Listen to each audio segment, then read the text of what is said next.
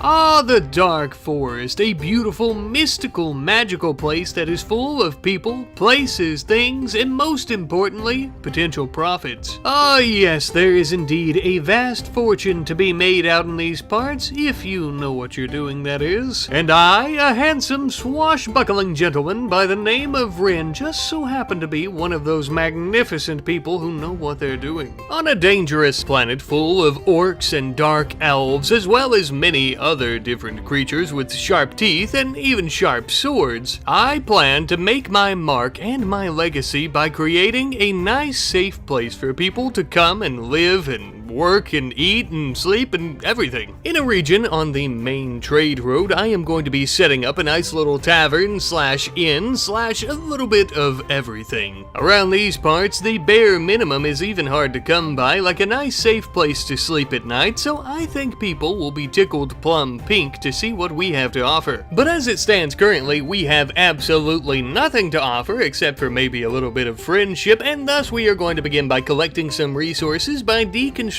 some old structures in the area for steel and stone blocks, as well as plenty of wood from cutting down trees in the area. By the time that the moon was rising in the sky, and it was getting to be around bedtime or so, we used some of this wood to build ourselves a nice, warm, and toasty fire. Not only would this keep us cozy at night as we slept, but the fire would also keep predators away, which are notorious in a forest such as this. But as I awoke, I found myself to be mighty peckish. Damn near starving even, but that's when I remembered that I had plenty of rations tucked away in my pockets. Just a bit of dried berries, jerky, and some hardtack bread. Nothing too fancy. Ah, if only the folks of my old town could see me now, out in the forest, eating some dried up meat and berries. They would surely regret evicting me from my cottage. But after a nice quick wash in the old creek, it was time for us to get back to work. Much of what we plan on building here in this area is going to require a lot of wood, and thus why we're putting such a heavy focus on so much deforestation in this little area here. But not only that,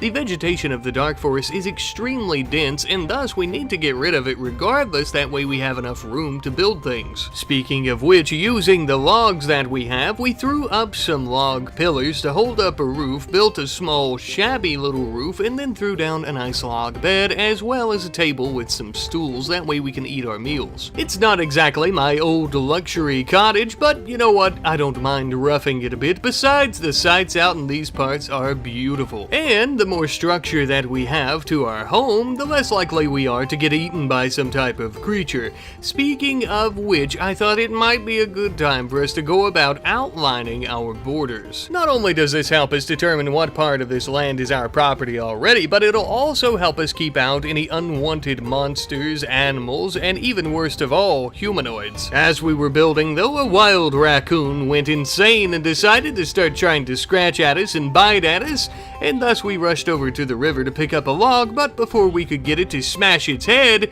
we started kicking it and it died. Thankfully, these fertile lands also contain plenty of herbal medicine that we can use to make sure we don't get rabies. With the threat now neutralized, we could finally finish up this portion of our fencing, but the danger of this wild animal did make me think that we need to begin protecting ourselves, and the best way to do that is to make sure that we have the right equipment in case we have another wild animal, or worse, an orc invasion or something to that effect, and thus why we ended up making ourselves a steel knife as well as a wooden bow. Now, not only can we deal with pesky critters from a distance, but we can also preemptively begin hunting them to avoid any issues and also to fill our bellies with meat. Now, with that finally taken care of, I felt that this was an ample time for us to begin putting in the groundwork for our tavern slash inn slash whatever we're going to end up calling it, and we immediately began building some foundational walls and pieces of it to set up a few bedrooms as well as a main area where people can enjoy meals and drink and whatever else they want to do. However, the internal portion of our inn would remain unfinished until we began acquiring some proper timber boards, which we were sawing at a crafting spot with some sharp steel stones, which wasn't exactly efficient, so we were able to expedite this process with a proper workbench with some proper stone saws. Now finally, with a good stockpile of our wooden boards, we could begin laying those boards out in staggered lines, making a nice, beautiful wooden flooring. A little bit rustic and rough around the edges, but a good start, I'll say. And with that, the bones and structure of our inn were finally completed. On the first floor, you'll notice that we have a largely empty area, which is actually where we plan on building our tavern section, where people can drink and enjoy some meals. And if you'll be so kind as to follow me upstairs, you'll see that we actually have our rooms that we plan on renting out. Currently, we only have 3, and one of which is mine. However, of course, before we go about renting out our rooms, we still have quite a bit of business to attend to, such as building a proper outhouse out behind the inn near the river. That way, we and our guests have a proper place to relieve ourselves. We would also hook it up to some wooden plumbing. That way, we're not having to scoop out the waste every few days. And of course, it's very important to note that we ended up putting this downriver from where the actual inn is going to be, as if it were above it, well, we would have poo floating down the river where we bathe and get drinking water. It would be a very shitty situation. To help us out a little bit, we would also take some sandstone blocks, dig a hole in the ground, and make ourselves a nice little well. This way, we have some water flow to our latrine. That way it washes downstream from where it's at, and also that way we don't have to travel as far to get some bathing water. And with that, our business has come along quite nicely. I believe that it may finally be time for us to let some guests in. But before we do so, one more thing. This shouldn't just be some shabby little inn where they have to go for the night when it starts getting dark or when the elements make them need shelter. This should be somewhere that they enjoy staying, and thus I want to improve these rooms with some proper tables, some end tables to sleep next to, as well as some chests to store all their goods. And now finally, we can begin renting out our 2 vacant rooms. We're only going to be doing about 10 silver per night, and the reason being, of course, as this is the lowest that we can charge. It seems like a pretty fair price to me. But as we were preparing for our grand opening, out in the woods was a gentleman with a hatchet, and it would seem that he's come here to scalp us and skin us with it. Needless to say, we weren't exactly excited about this proposition, and thus we began firing our bow and arrow at him. I had assumed that this ruffian would run and tuck tail after a few broadheads pierced his breast, but apparently he was foolish enough to stay until one hit his heart. Ah, such a shame. On the bright side, however, we could use his hatchet for our tree chopping escapades, such as when we decided to begin building some proper dirt pathing around our inn. That way we can ensure proper mobility and maneuverability all around it in case any enemies were to get through our wooden fencing, and just for day-to-day operations, of course. At one point, though, in the dark of night, behind some foliage, I noticed that we had a wild woman, an elf, who had wandered in. Since I have a pretty high animal skill, and be she more animal than human, I decided it might be a good idea for us to attempt to tame her. In the beginning, my efforts were completely in vain, as I would fail every single time, but not to worry, I'm sure she'll come around. As they say, the way to a woman's heart is through her stomach, and since this seems to be a pretty motivating factor for our wild woman friend, I thought it might be best if she saw us plant a very large row of rice that we're going to need throughout the winter anyhow, and apparently this seemed to work. Not only would she join us, but by golly, it would seem that she even knows how to speak Elvish as well as human. A woman of many talents, no doubt, the perfect employee for our inn. Such a good employee, in fact, that she was actually the one that suggested that we should give ourselves a name here, so we decided to go with the Rotten Boar Fellowship, and we would actually end up calling our little business here the Rotten Boar Inn. Reason being, we don't exactly expect to get that much high-class clientele, you could say, and we're more looking for the salt-of-the-earth type of people. Or perhaps even bandits, raiders, and other types of criminals, just depending on who has silver in their pockets. For the moment, we'll have her working at the desk, that way she could check in our clientele whenever they decide to rent rooms, and they'll be able to purchase some of our goods and services. The only problem is, at the moment, we don't exactly have anything to sell. So, we decided to fix that little issue by building a nice and beautiful and very warm stone hearth right in the middle of the inn so people can get nice and warm and cozy from their long journeys on the road, but also more importantly, we'll be able to go about beginning to cook some nice soups. Not only are these the same meals that we and our employees will be eating, but of course these are also the soups that we'll be selling to our guests for a little bit of moolah. Speaking of which, we have our very first guest from House Oswin. You may have noticed we've had quite a few offers of people coming through the area, but we've turned them away every time. But now we are finally going to accept our first guest, as I feel we are truly ready. I understand this might seem a little bit silly, because if we were accepting guests this entire time, we would have been making more money than what we're going to make off renting these rooms out for 10 silver apiece right now, and that is correct, but if they don't have a good time and enjoy their stay, there's a very low chance of them coming back and spending more money, so we had to make sure our quality was up to par. While rice and berry soup is pretty great for our guests, something that would be better is some meat, and of course wild game is plentiful in the area.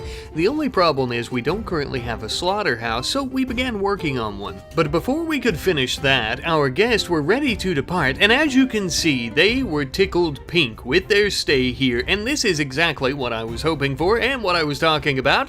Now they'll go out and spread the good word about the Rotten Boar Inn, and we should get plenty more customers. They enjoyed their stay so much, in fact, that they ended up leaving us a war bow as well as a recurve bow, and these are going to be perfect for hunting down wild game and defending ourselves. Speaking of which, we had finally finished up our little slaughterhouse here, and we would be able to store plenty of meat for the winter to come, as well as fats, bones, and pelts, and even a few animal heads, which we would end up using for our mounted taxidermies. If you're a long-term fan of the channel, you'll know that this mod is basically in every damn series that I do, but I do find it particularly useful in this series and very fitting. Now that we have our first employee, things were feeling a little bit cramped back at the inn, especially since we were already taking up one of our rooms that we planned on renting out, and thus because of that and the fact that we are going to be the lord of this here region, we decided to build ourselves a nice cozy little cabin in the backwoods. Realistically, it's only a few yards to the north of our inn, but it is quite hidden by trees, and I should put a real emphasis on cozy and little, as it is a very small cottage. But even so, it is quite luxurious given the circumstances, and there's plenty of room for expansion in the very near future. Now, we've been collecting and expending a lot of our resources on ourselves, and of course the quality of our inn for our guests, but something that we've yet to do since the beginning of the video is work on our defenses. So that's exactly what we planned on doing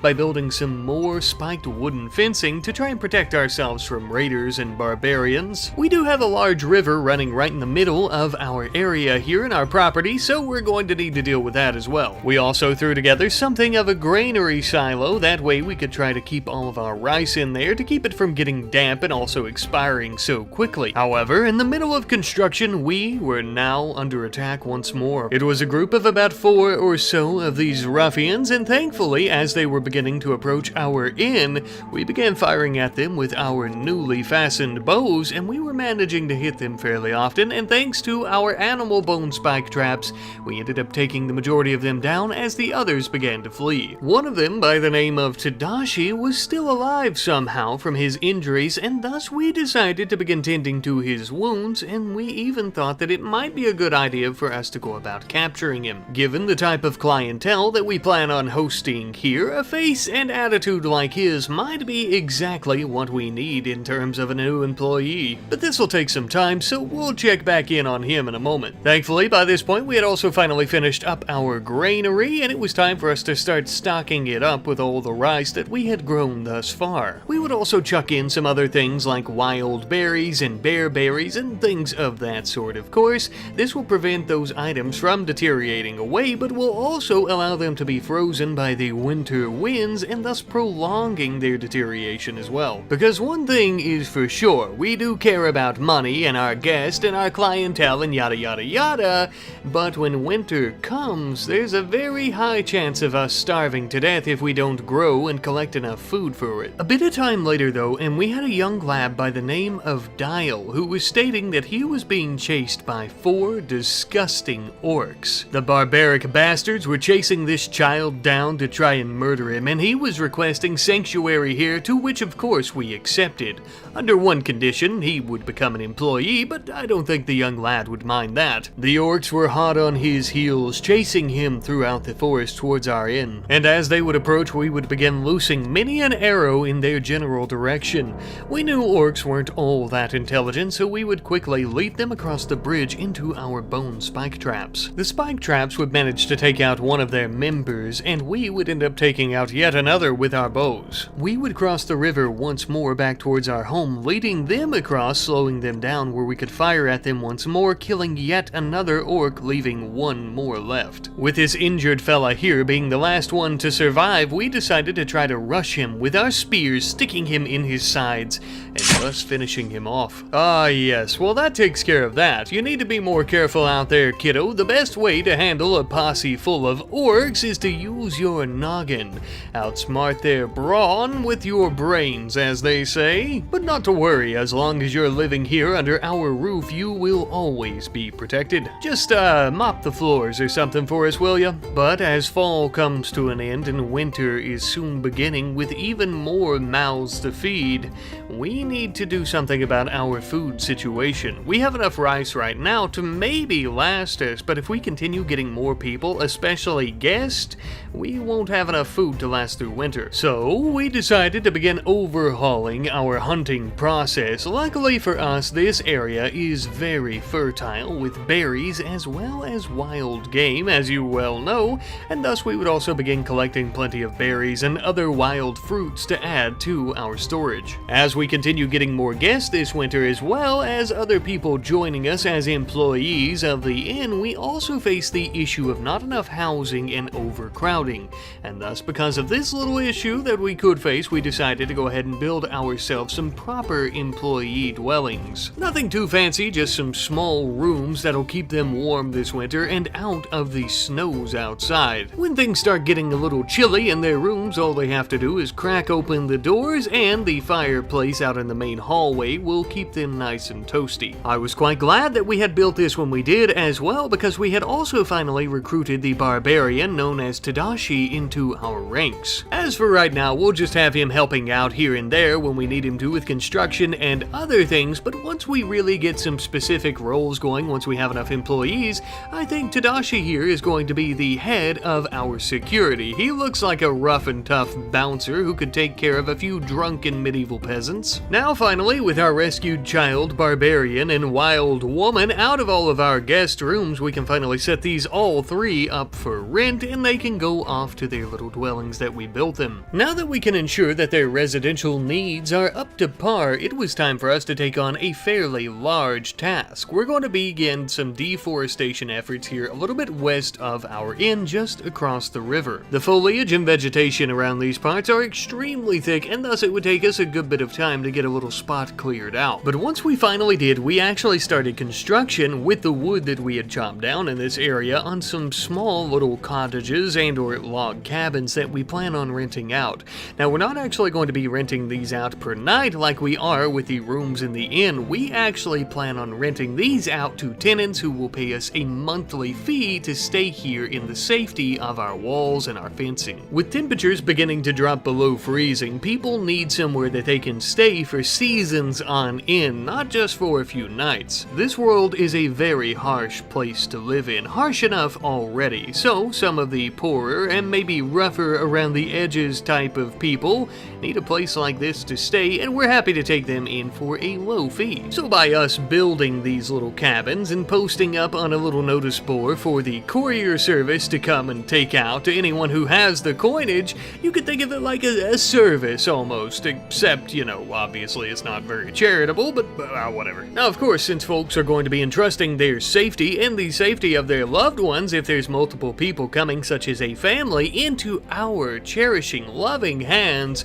we need to ensure that we are able to protect them all, and thus we are going to be completing our wooden spike fencing wall all around this area. The process of which ended up taking us quite a few days, but while we were constructing constructing this, we ended up getting our very first tenant. A 23-year-old lady by the name of Sissy was looking for a place to stay this winter, and more importantly, was willing to pay a total of 300 silver. Now, of course, if she likes her accommodations here though, she would be willing to renew this tenancy and continue paying us indefinitely, even maybe into spring and summer, but that's a long shot, so we'll see how it goes. Sometime later, we had finally finished up our wooden spike fencing all around the area as promised, and by golly, I am feeling safer already. But I can always feel quite a bit safer, and by using plenty of wooden planks as well as animal bones to build more spike traps on the eastern and western entrances to our little road here,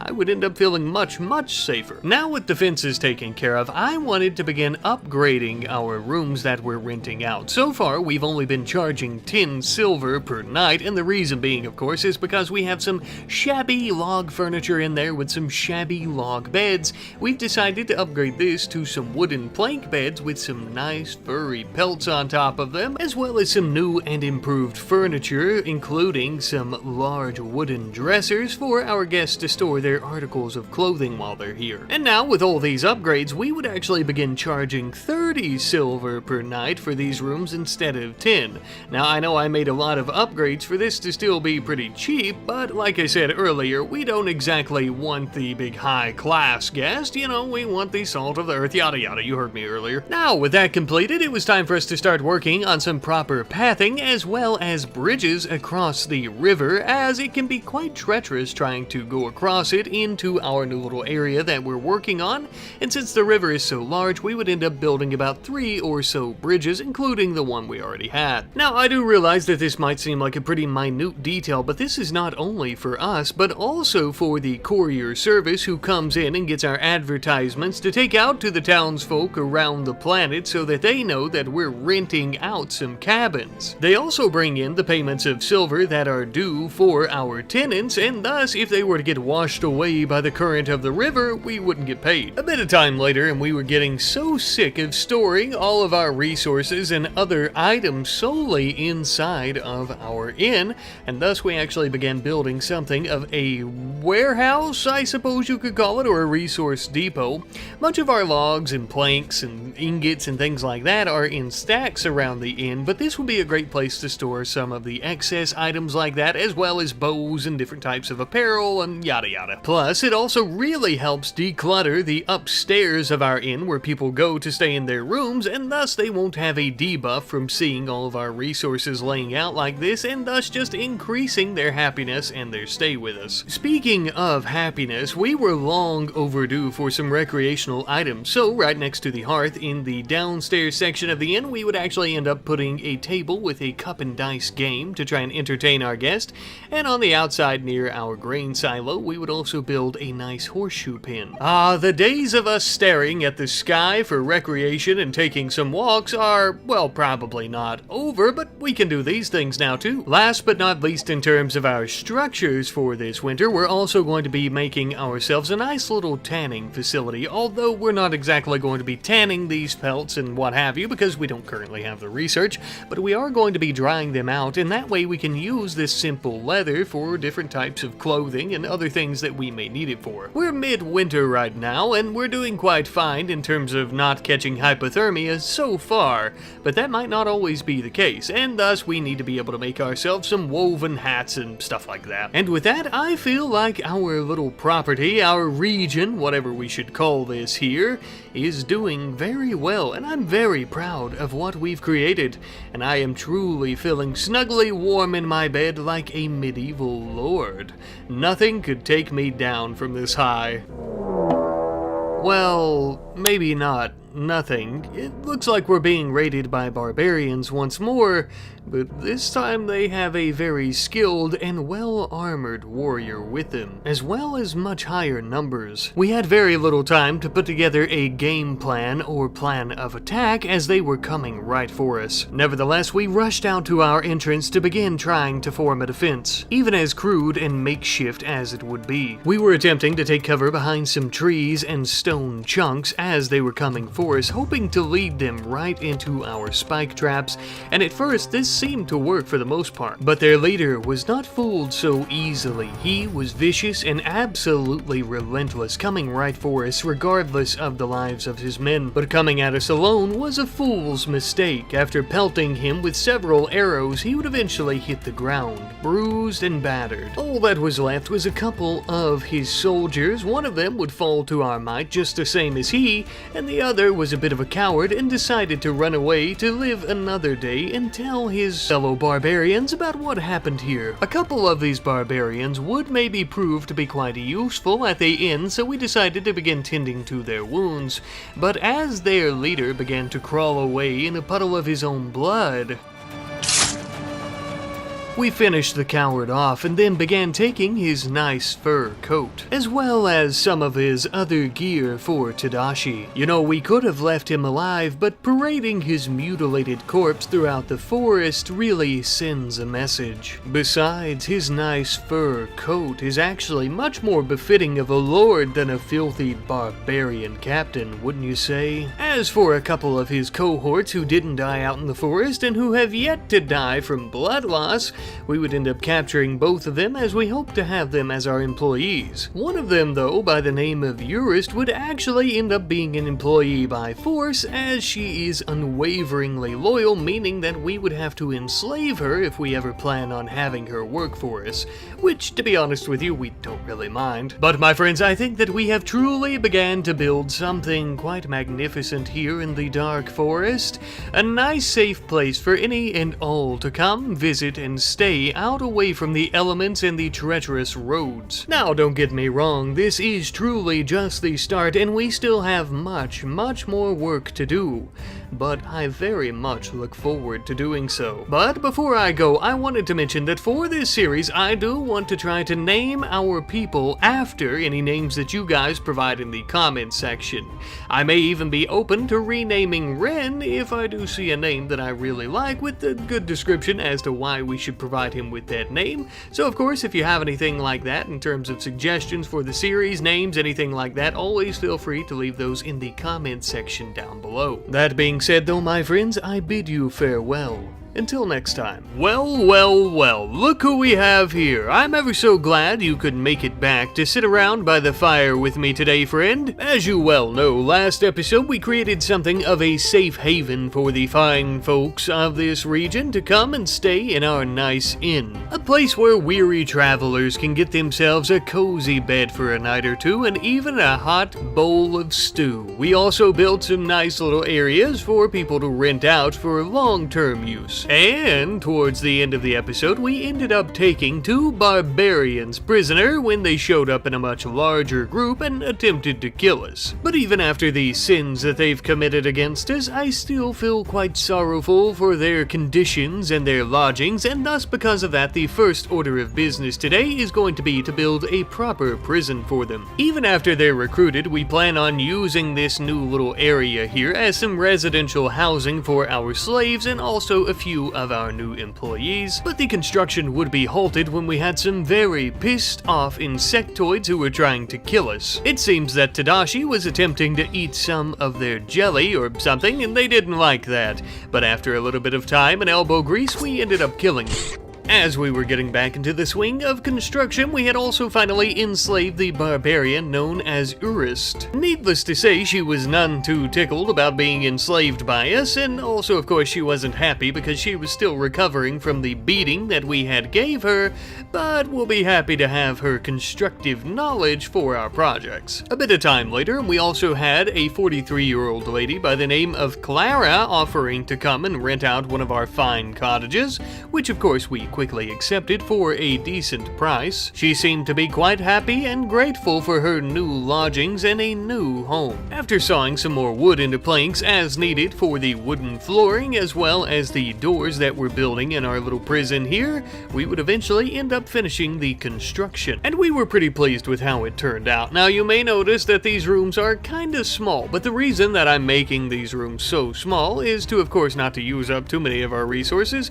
but also because the the winters can be quite chilly, the smaller the space, the less it takes to heat a room, and thus why we only have torches. Our new tenant Clara at one point was enjoying her stay here so much that she actually offered to join us as an employee. Not only would she be able to work here and eat our food for free now, but she would also be able to work for us and pay it off, so I guess it's not free. Anyway, we accepted. By this point, we were also getting some pretty good size yields of raw hide, which also made me think we should probably go about expanding our little gardening space here where we're growing rice and now also some potatoes. But the reason that the leather made me think of it is because we could also go about growing plenty of cotton plants. Since hunting down wild game, butchering and cleaning them, and then drying out their hide is an extensive and tedious process, getting some cotton and then spinning it into cloth would be a much more efficient solution, I suppose you could say. Currently, our diets consist of nothing but rice, wild berries, and some wild game, so to add on to our different supplies of food, we would also start plenty of fishing by the river. Every little bit counts, especially when beginning to prep for winter once more. Near our little garden where we've been growing all of our rice, we also decided to set up a proper workshop where we can begin sawing our timber into some planks.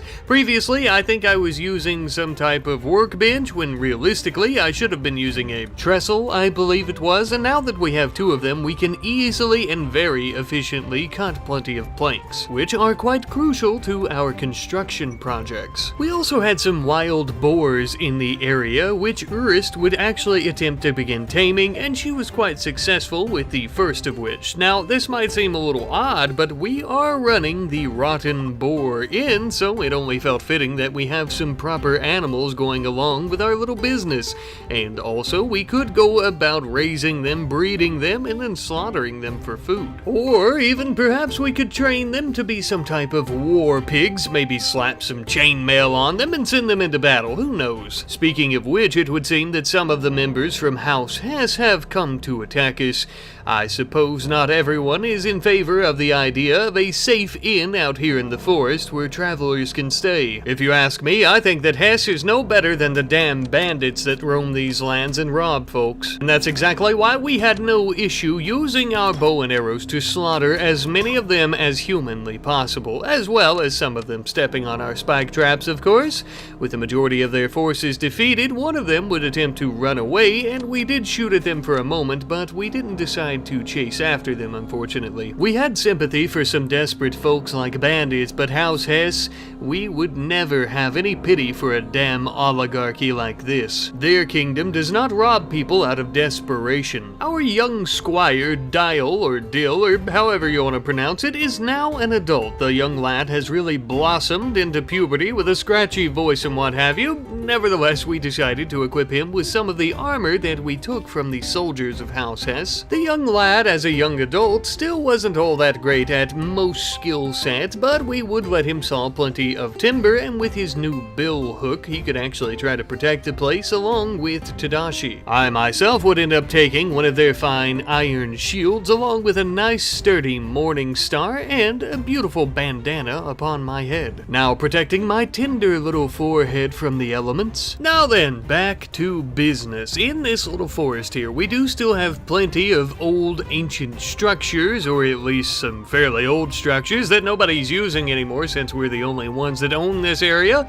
and thus because of that we are going to be tearing down these buildings, or at least what's left of them, for their precious stone materials. We plan on using these new resources to begin replacing the portions of our wooden spike fencing with some proper stone castle walls. Needless to say, but I'll go ahead and say it anyways, these stone walls are going to be much more durable and thus protect us much better, as well as our clientele. Speaking of which, we have yet another tenant who is offering us 300 silver in total, unless they decide that they like it here and also decide to renew their tenancy with us, who is going to be joining us. After this point, I probably won't continue mentioning every single tenant until we have a bunch of them I might show you, but anywho, for a while we would continue replacing our wooden spike fencing with the castle walls as previously mentioned, but then I ended up noticing something. It would appear that our inn has become so popular to weary travelers that we don't currently have enough beds, and we actually have some people who are sleeping on the floors. Not only do we not have enough beds, but it would also seem that the beds that we do currently have to rent out for a night are a little bit too expensive for some of our less fortunate folks. So we began to come up with a plan to take care of this little issue,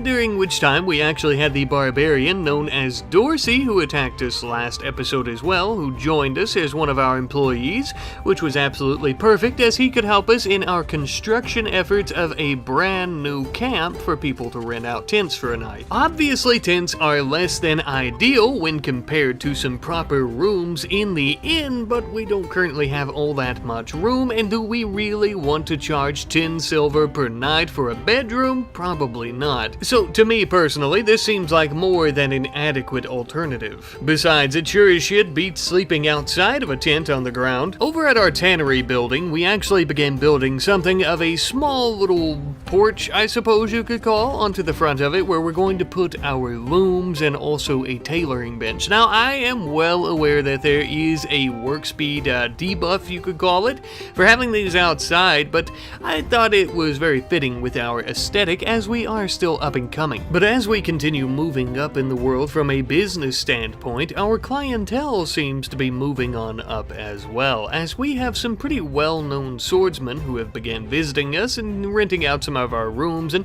purchasing some meals from us. Of course, we don't plan on turning tail or turning our backs on our less fortunate clientele, but I only bring this up because they are paying a handsome little fee for these things. After many a day of growing, it was finally time for us to go about harvesting our cotton and taking it over to our little textile tanning area to go about turning it into some proper cloth. As of right now, I don't exactly have any projects in mind as to what we'll use this cloth for, although I know with winter and fall coming up, I'm sure we may end up needing some warm clothing. However, we would also end up building yet another structure, though albeit this one very small. This is going to be our little laboratory, our researching room. We're going to be storing books and scrolls of knowledge of old to help us learn a few new technologies. As you probably guessed, the first of which is going to be tailoring, because our tailoring bench as well as our new cloth isn't going to do us any good if we don't know what to do with it. And with this tech, we'll be able to make many a different type of apparel as well as many different types of rugs. Though this extremely useful knowledge cannot be memorized and learned overnight, so we'll check back in on that in a moment. As for right now, we have yet another construction project in mind. This one is going to be specifically more oriented towards our tenants who are renting out our little cottages, but also can be used by anyone, of course. This is going to be a ye olde bathhouse. As you can see, we have 3 wooden tubs. We actually have a stone hot water heater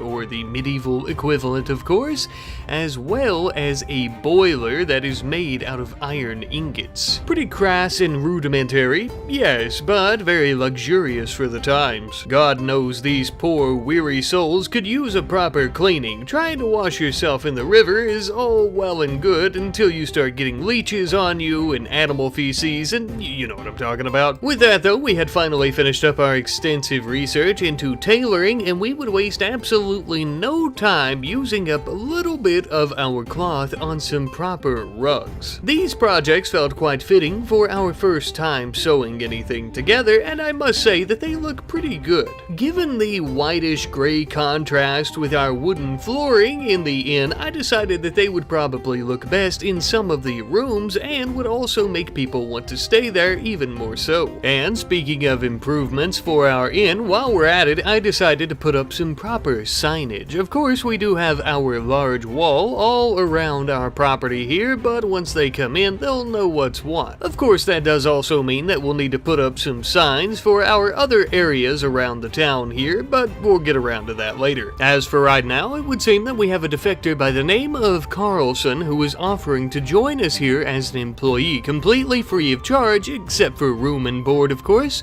so we quickly accepted. The handsome hooded gentleman approached with his hammer drawn. We just assumed that he was ready to knock a few nails into a few logs for us and get right to building building, but it turns out that it seems to be his father's, as he was his father's apprentice blacksmith. We found it a bit odd and awkward that he was offering up all these details about himself within the first few moments of meeting him, but, okay. As they say out in these parts, you never look a rotten gift boar in the mouth, and, that's probably not it, but I digress. Now, Carlson, being the apprentice smith that he was as a child, knows his way around some iron ore, and that's exactly why we decided to have him, as well as a few other of our fine folks, go about mining out a very large vein of it. Having a smith as part of our company is going to be extremely handy, as he'll be able to easily turn this iron ore into iron ingots, and then we can use it for, well, just about anything. However, that does mean that we need to build ourselves a proper blacksmith shop. That way we have the efficient space to go about using these items, as well as crafting new weapons and armor and tools that'll help us cut down trees and dig out stone, and you know. We ended up building this just across the river from our storage depot. That way we have ample access to any other resources that we may need, such as logs and timber and stuff like that are also required for weapons and tools, such as their handles. But as we were going to let Carlson become the new smith of our property here, it would seem that he turned out to be a double agent from the Shining Company. We should have known there would be something fishy about a gentleman who is a blacksmith offering his services for free with no charge at all, with no sob story. Well, kind of a sob story. Anyway, we ended up taking his ass down right there in our city streets. He wasn't unwaveringly loyal to the Shining Company, but we weren't going to recruit him. No, we had to make an example out of this traitor. We would need to make a spectacle for the entire village to see. You may try to kill us, but you never cross us. You pathetic, traitorous worm. Let this be an example to any and all of those who would choose to do the same. Normally, in a situation like this, we would parade his mutilated corpse throughout the streets so that they know all about it, but we don't currently have anyone in the village who hasn't seen it, so we decided to stuff his corpse in a cage instead. And though, yes, it does suck that the blacksmith or possible blacksmith turned out to be a traitor, the show must go on. And so we decided to go about planting a field of flax where our cotton was. That way we'll be able to grow it and spin it into linen once it's grown. So we'll check back in later. As for right now, we're going to begin cutting down plenty of hay grass that's just growing out here in the wild, and we're going to end up making a good little storage pile of it in our hog pen for our boars. As you can see, they are becoming quite plentiful and giving birth quite quickly, so it won't be very long at all before we have plenty to slaughter or to send into battle, whatever we so choose. But even without a smith, we also are going to continue our own blacksmithing, and that's why we have mined out some coal chunks, and we're going to be using those to fuel our gigantic furnace. First things first though, we're going to need to begin smelting and casting some iron ingots. Once we have a good stockpile of those, the true smithing can begin. In the meantime, I noticed that all of our little cottage cabins, or whatever we're calling them now, are already rented out, and thus we need more room for more tenants. Otherwise, we're not going to have enough beds for everyone. So, utilizing the logs and timber that we currently have at our disposal, we immediately began building 3 cozy little cabins out here in the woods. This way we can continue our mission of servicing the people of this fine land, and also continuing to make a bit of money, of course. By this point, our little teeny tiny field of flax was fully grown, and now it was time for us to begin making some linen. Now, linen, of course, is a little bit different from cloth, but we do specifically need it for very certain recreational items that can't be created with cloth, such as a Tarako table, which we would immediately put right in front of our nice warm hearth so our guests could play a few games together, while also filling their bellies with our rice soup and cozying on up together. By this point as well, our village was truly blossoming, but I noticed on our western side, and really all throughout our village, we only have one outhouse, which, as you could imagine, isn't exactly ideal, especially for the new folks who are living in the western area. So we quickly threw together yet another wooden commode in a wooden outhouse down here, hidden by the forest just a little bit, but awfully close to these houses for convenience.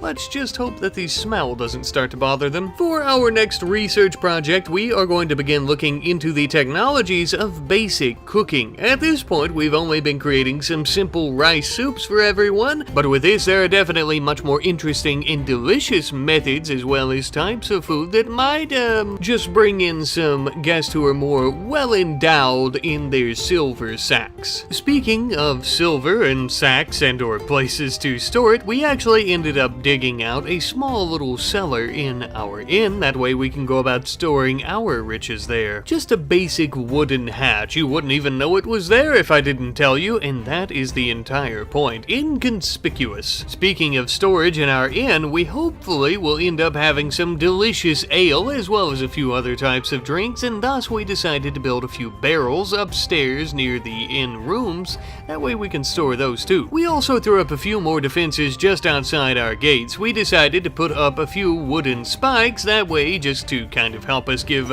some cover to ourselves when we're firing our arrows and stuff like that. But most importantly, we actually have this rock box here. A very simple contraption, essentially a wooden box that hangs over our walls, just chock full of rock chunks, and then we drop them on the heads of anyone that gets a little too close. Speaking of which, it would seem that now is the perfect time to test out our new defenses, as we have a very decent sized group of barbarians coming to try to murder us. We would mount our defense out by our new spike traps, taking cover behind them and attempting to fire our arrows as previously mentioned. Thanks to their mounted wildlife, many of our spike traps were not really doing all that much to stop them, so we would retreat back inside of our walls. The bandits would attempt to follow suit, and as we ended up killing one, we realized we had a little bit of an issue. You see, the corpse of this rugged bastard was holding our gate wide open, leaving us vulnerable to the others rushing in on us. We would rush in to move the blockage with arrows and javelins whizzing by our noggins. We slammed our gate right in front of their faces and began chucking rocks on top of their little heads. After realizing the danger that they were truly in, they began a panic and started rushing all around the area, which was pretty great at first because they began hitting many of our spike traps, killing a few of these foolish members. But with the amount of traps we have beginning to dwindle, it was time for us to join the fray again. Slinging open our gates once more, this time in teams of 2. 3 of us would begin beating and brutalizing and mutilating with our melee weapons as the other team were firing over our shoulders with their arrows. This type of ample teamwork was truly a spectacle to behold. And with that, what few couple of these barbarians were left alive, they would manage to flee the area to tell the others as to what happened here today.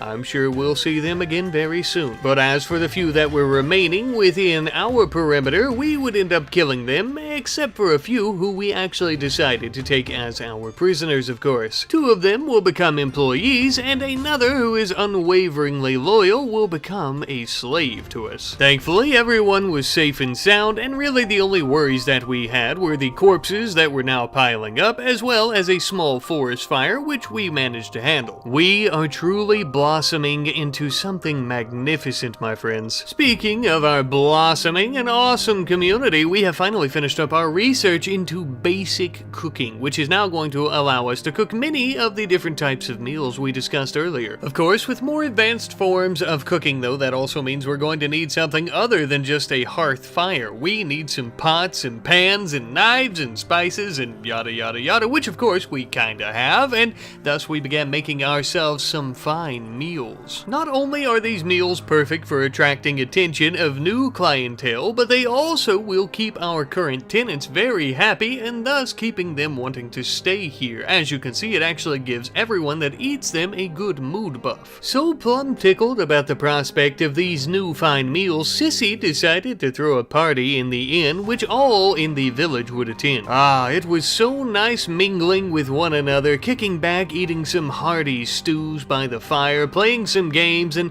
just enjoying each other's company. Now that the fun from the party has subsided, it's time for us to get back to business for our next research project. We're going to be working on beer brewing. It only seems fitting that an inn would also let you get yourself warm, not only by hearty stews and by fires, but also by a little bit of alcohol. Since we have such a growing population once more now that we're working on our research project, in the meantime we decided to build a few new residential houses. Now unfortunately I had initially wanted Rin's home up here, his little cottage, to kind of be off by itself, but we are beginning to run out of room, and it also seems like it would make sense that as we continue expanding, his house would be kind of incorporated in the main village. By the time that we finally finished up our new housing, we had also finished up our extensive research into brewing, so naturally the next step was to begin building ourselves a small little brewery here, as you can see, just above our tanning area. Nothing too extravagant, just enough room for us to mash up some wort, as well as going about fermenting it in these here barrels. That way we can have our patrons enjoy it, and also so we can make a little bit of coin off of it, of course. Speaking of which, we also had an elven goods trader that stopped in to, well, do a little bit of trading with us. They were most interested in our weapons,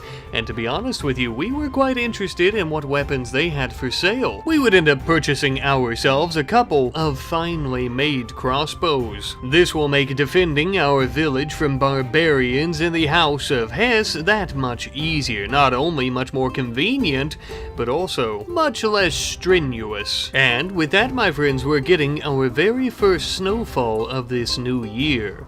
It's been fall for quite some time, but it would seem that winter is just around the corner once more. And as the icy, gripping winds of winter begins to dwell upon these lands, we can't help but look back and reflect on the past year and just how well that we've done since last winter, and how much that we've expanded not only our population, but our business and village as a whole. Ah yes, truly remarkable, and all the friends that we've made along the way.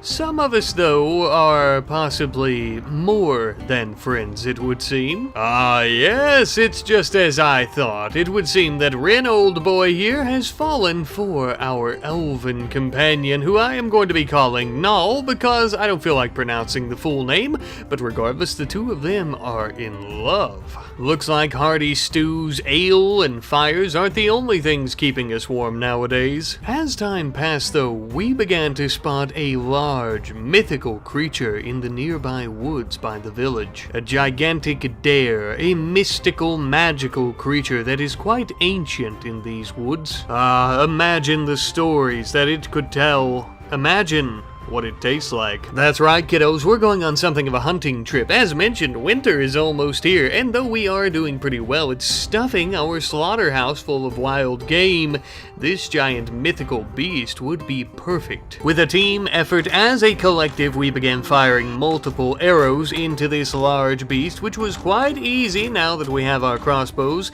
leading it even closer to our rock box where it would be smashed. Needless to say, after taking all that damage, it wouldn't take much more before the mighty creature would fall before us. Your sacrifice for our survival this winter is invaluable, mighty beast, and we are grateful. Now the only thing left to do was to butcher it and begin putting its beautiful meat on our racks. As for its horns, they are worth a pretty penny, and for its leather, we decided to go about tanning it. That way we might be able to make a rug out of it, but if not, we may also end up selling it at some point as well. And sticking with our theme of filling up our meat racks, we also were going to go ahead and slaughter some of our boars that we had raised this season. But with such a successful hunt against the dare, as well as all this boar meat, I thought this might be cause for a celebration in the very near future.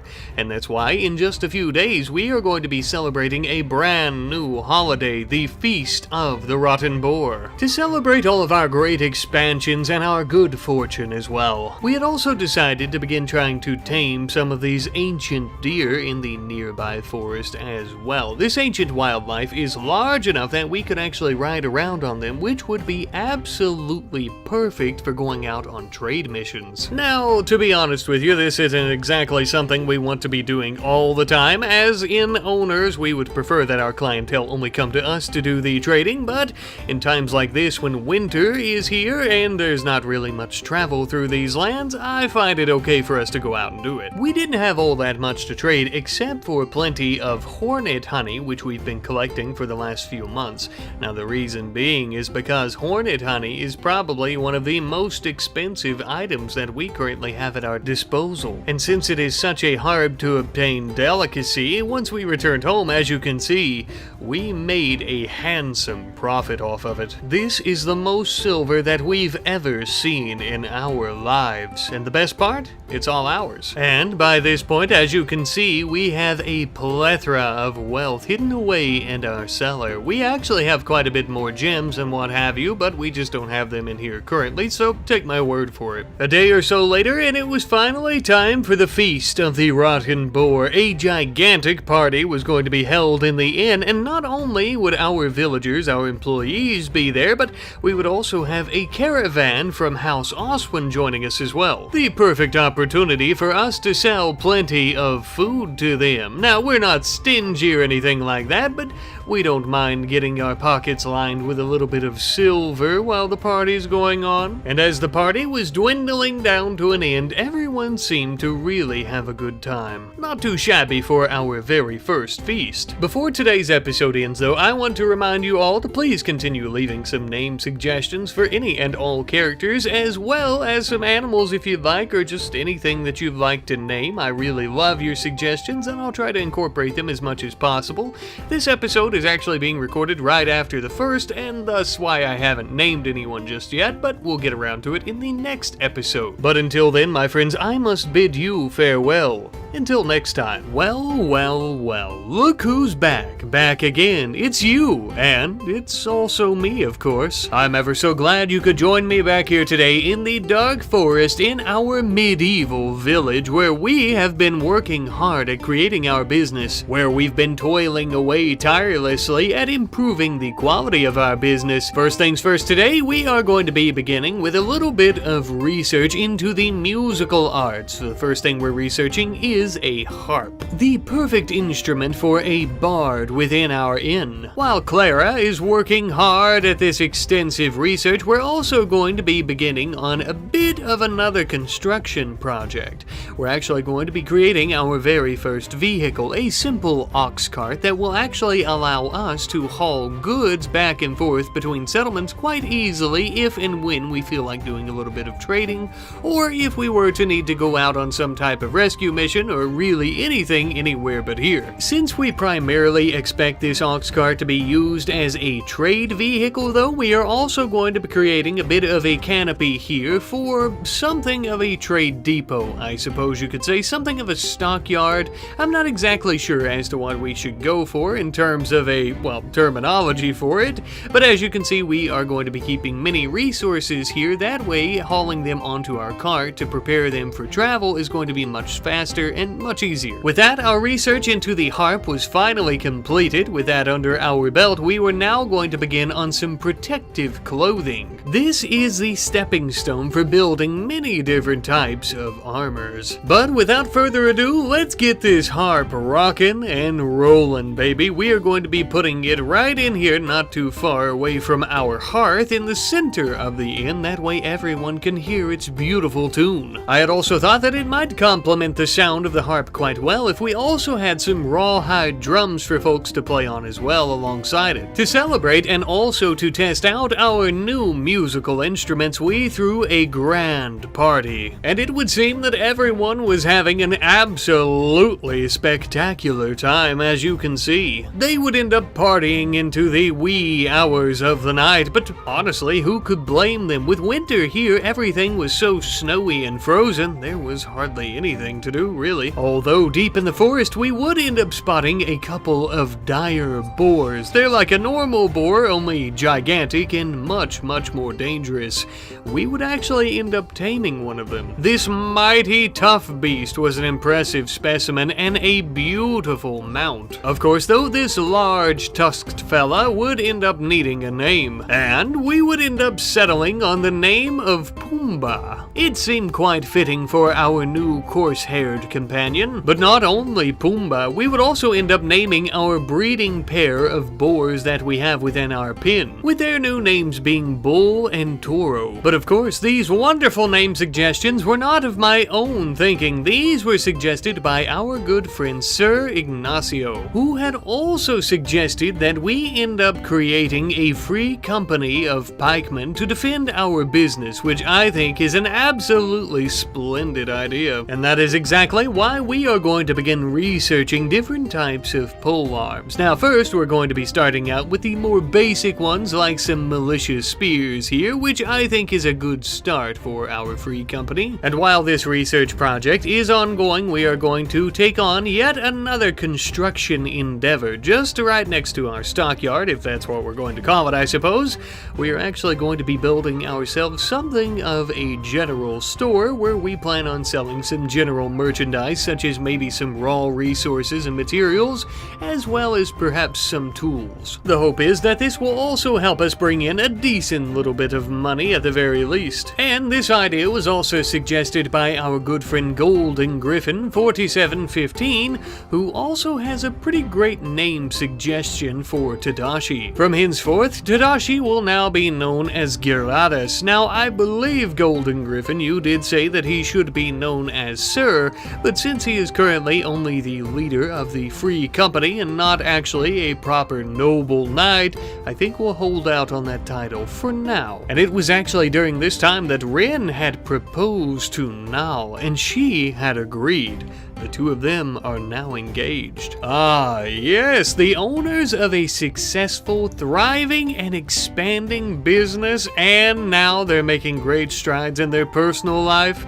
Very proud of you two. Clara was so tinkled pink about the news of her two friends getting married that she actually decided to make Nao a special dress for the wedding, when it comes, that is. I know what you're thinking, well, this dress is hardly special. What's so special about it?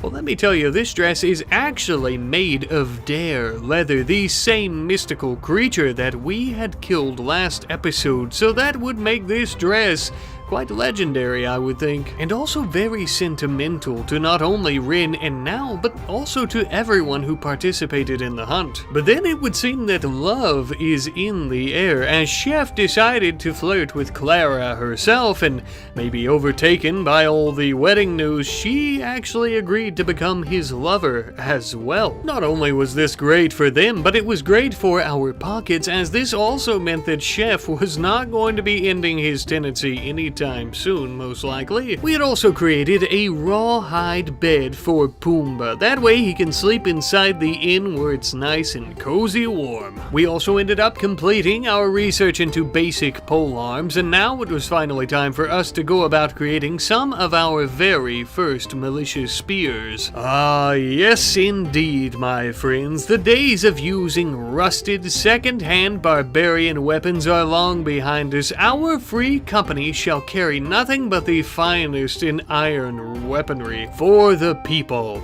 and the profits. Speaking of which, I did notice that all of our cozy cottages that we've been renting out are, well, completely rented out, and thus we need to make some room for more tenants who are definitely coming in the very near future. Later into that night, we would end up beginning on these new cottages.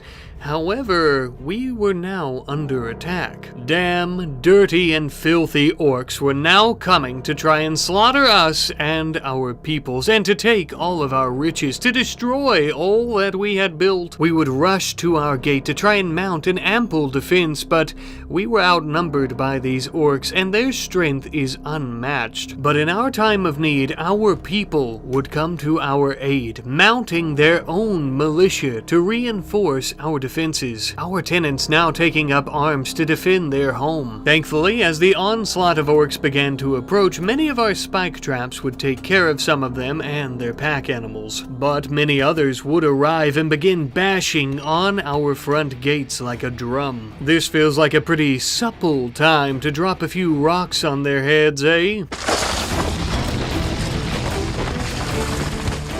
We were no cowards, even against the likes of these brutish orcs. We would rush outside of our gates and begin bashing in their skulls with our maces. Using our gate, we would create a choke point in our walls, making it so that only an orc or two could come through at a time to face all of our numbers. The imbeciles have so much brawn to spare, they don't have any brains, it would seem. During this entire battle, our free company had snuck up around the side towards our general store to begin engaging the remaining orcs who were taking cover there. And with his final push, we would push the orcs out of our land. As the injured cowards would attempt to flee, we would chase them down on our ancient stags and begin stabbing them in their hearts. And with that, it would seem that we have finally fended off our very first serious orc invasion. Sure, we fought off one before, but nothing of this caliber, I'll say. It would even seem that the poor fools had brought some beer along with them. Well, don't mind if we do. Those orcs may be dumb as rocks, but by golly do they know how to brew a stout beer. With all the orcs dead and our beverages firmly in our gullets, it was time for us to begin a bit of a cleanup effort with hauling away all the corpses and getting all of their weapons inside. Now that the threat is finally neutralized as well, we could go about finishing up those rentable cottages that we were going to work on earlier. And with these complete, we are finally once again ready to go about taking in more tenants and also getting that sweet, sweet rent money. But as time would continue to pass in our dark and treacherous lands here, the icy hooks of winter would dissipate from these lands, and spring had finally sprung once more to feel the embracing heat of the sun upon our faces and the nice warm breeze rolling into the area. And now that the ground has finally thawed out once more, we are going to be doing a little bit more growing by expanding our fields of crops, as when winter was dissipating there, we were on the brink of starvation. All the wildlife in the area had been hunted out and we were running low on food. But of course, not only would we be growing food, we would also plant a very small field of hops, allowing us to go about growing these and making our own alcohol eventually. And then after that, sticking with the comment from Golden Griffin, I've actually decided to not really sell any resources and stuff in our general store, and instead we're going to be selling some different types of spears and other weapons like a bow and arrow,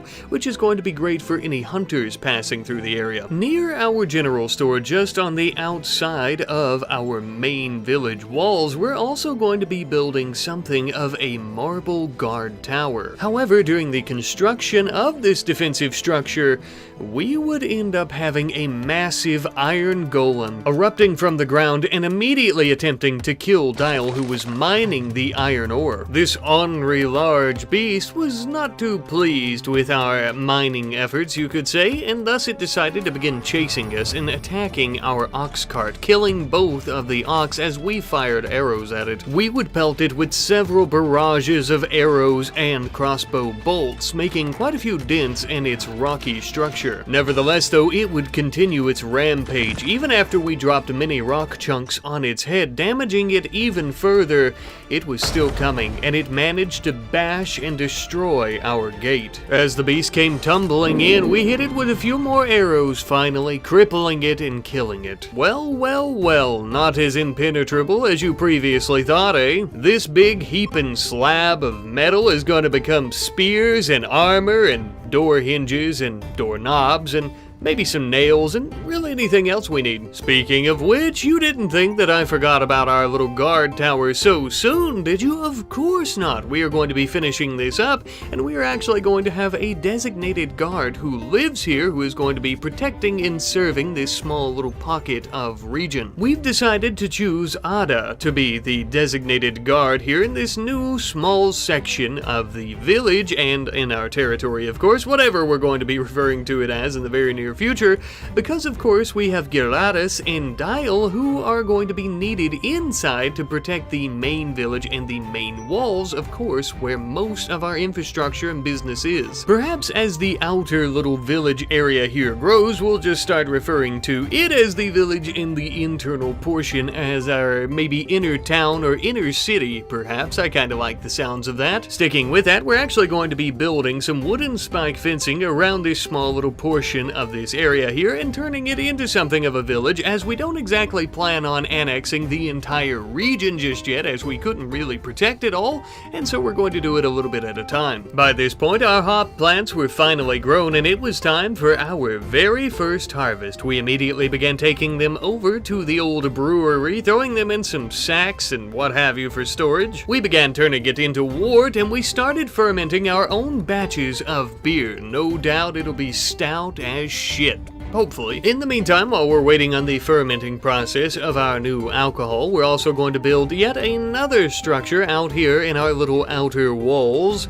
This is going to be a barracks, as recommended by our friend Fly Sundu 8711. Now, this is not going to be a barracks for all of our company, but we are going to have it for some of the lower ranking soldiers, of course, who are going to be defending the outer walls. And as you can well see, these barracks come equipped with some fairly mediocre bedrooms and accommodations for them to live in for the most part, as well as its very own armory. This way, if the shit hits the fan, they'll be ready at a moment's notice, once we get enough soldiers out here, that is. Now that we're starting to expand our territory and our population out this way, we also needed somewhere that folks could relieve themselves, so we built yet another outhouse. We also ended up building ourselves a simple bathhouse with some simple wooden tubs filled with water for folks to wash off with, of course. You'll notice that the city services and everything in the outer area here of the city isn't going to be near as well as the inner city, and that's because the inner city is going to be where we make the most money,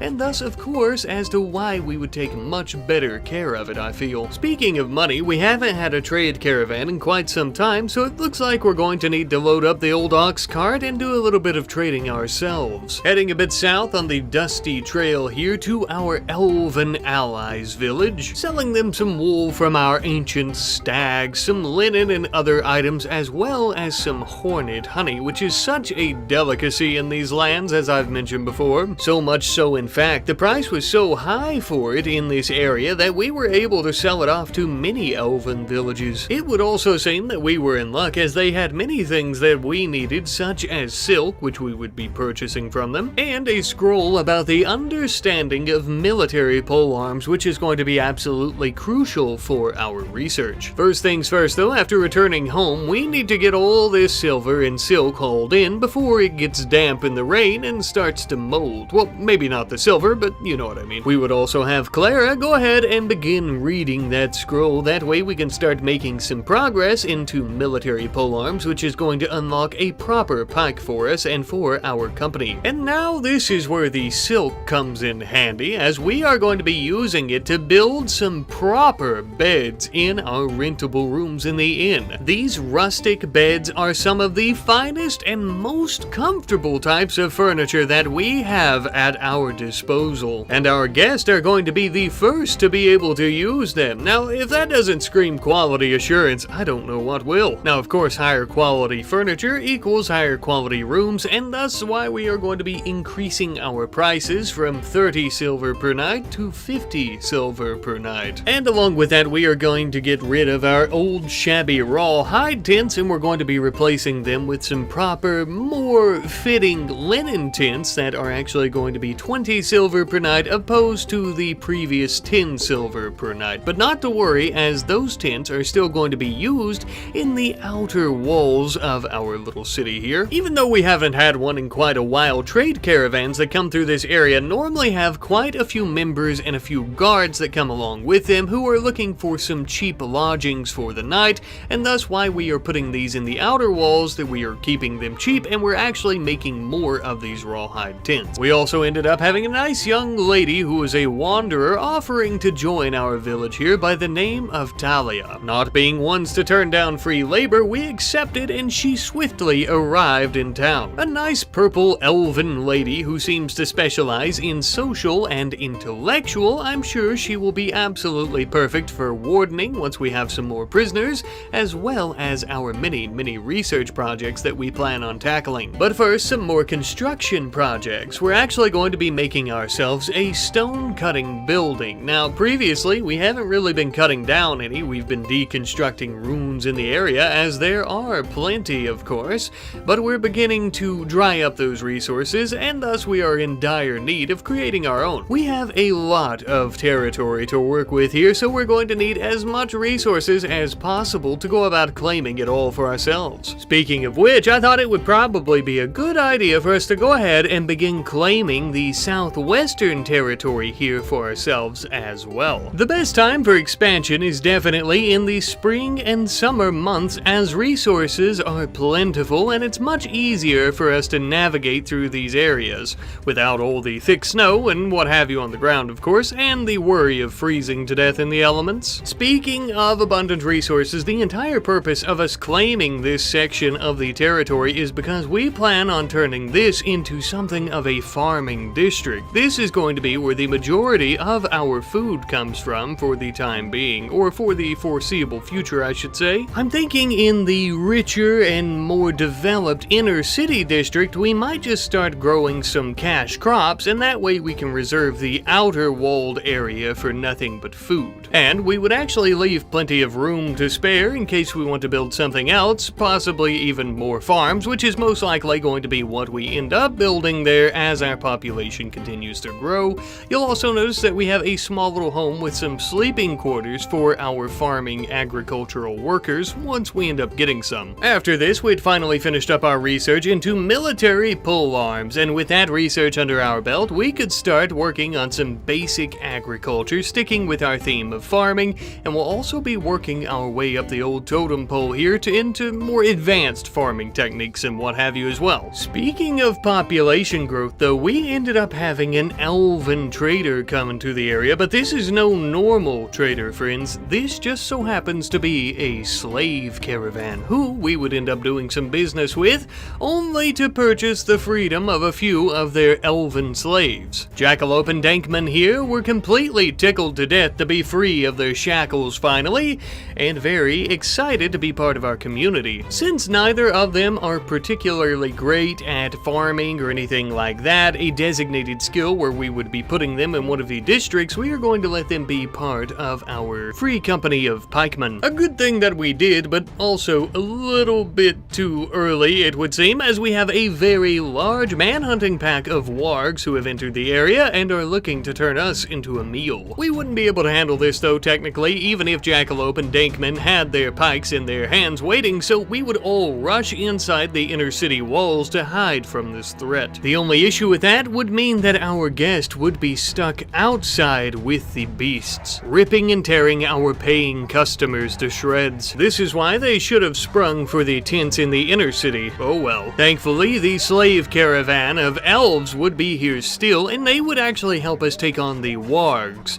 And by us, I mean that they would take them on their own as we continued hiding inside. As this was ongoing, the wargs would completely overwhelm the elves, killing the vast majority of them, at which point we had no other choice. We would be forced to intervene. We came outside and began letting off a barrage of arrows at every single warg that we saw, which actually wasn't all that many, and eventually they were all dead or incapacitated. Those few wargs that were still squirming on the ground and not quite seeing the light yet would be finished off by our blades. Luckily for us though, lying next to all these dead predators and elves were plenty of elven spears, swords, and bows, which would come in very handy for us. It really sweetened the deal, making the cleanup effort of all the rotting corpses afterward well worth our while. A bit of time later, and our batches of beer were finally finished fermenting and ready for all of our clientele in the inn, as well as our employees and soldiers of course as well, but they're going to be limited to one per day. That way they're not drinking up all our profits. And since we finished up our research into military pole arms earlier, it's time for us to go about making some proper pole arms, as well as a little bit of armor for our spree company. This will ensure that the next time we have an invasion of man-eating wargs or thrumbos or dare or whatever animal decides to try to tangle with us,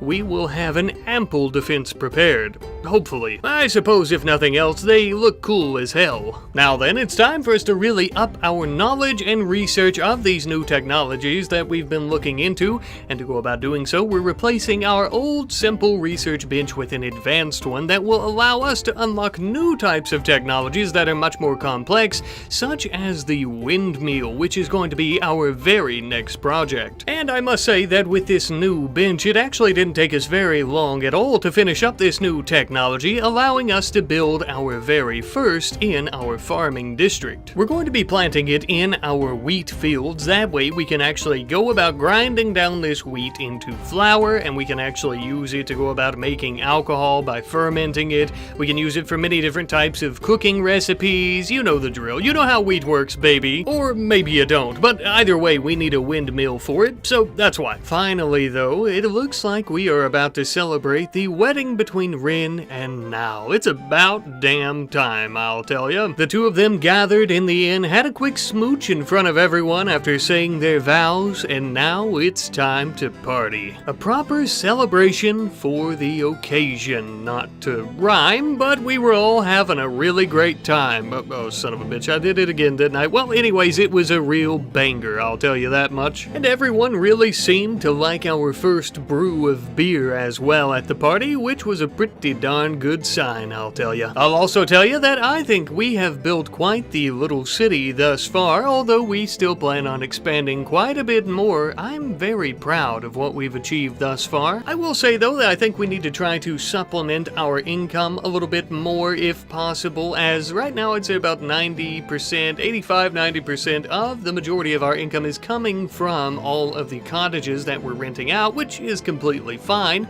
but if something happens there, like a giant forest fire, we're in trouble. Regardless though, we are and have been building quite the empire. I'm not sure how things could get any better.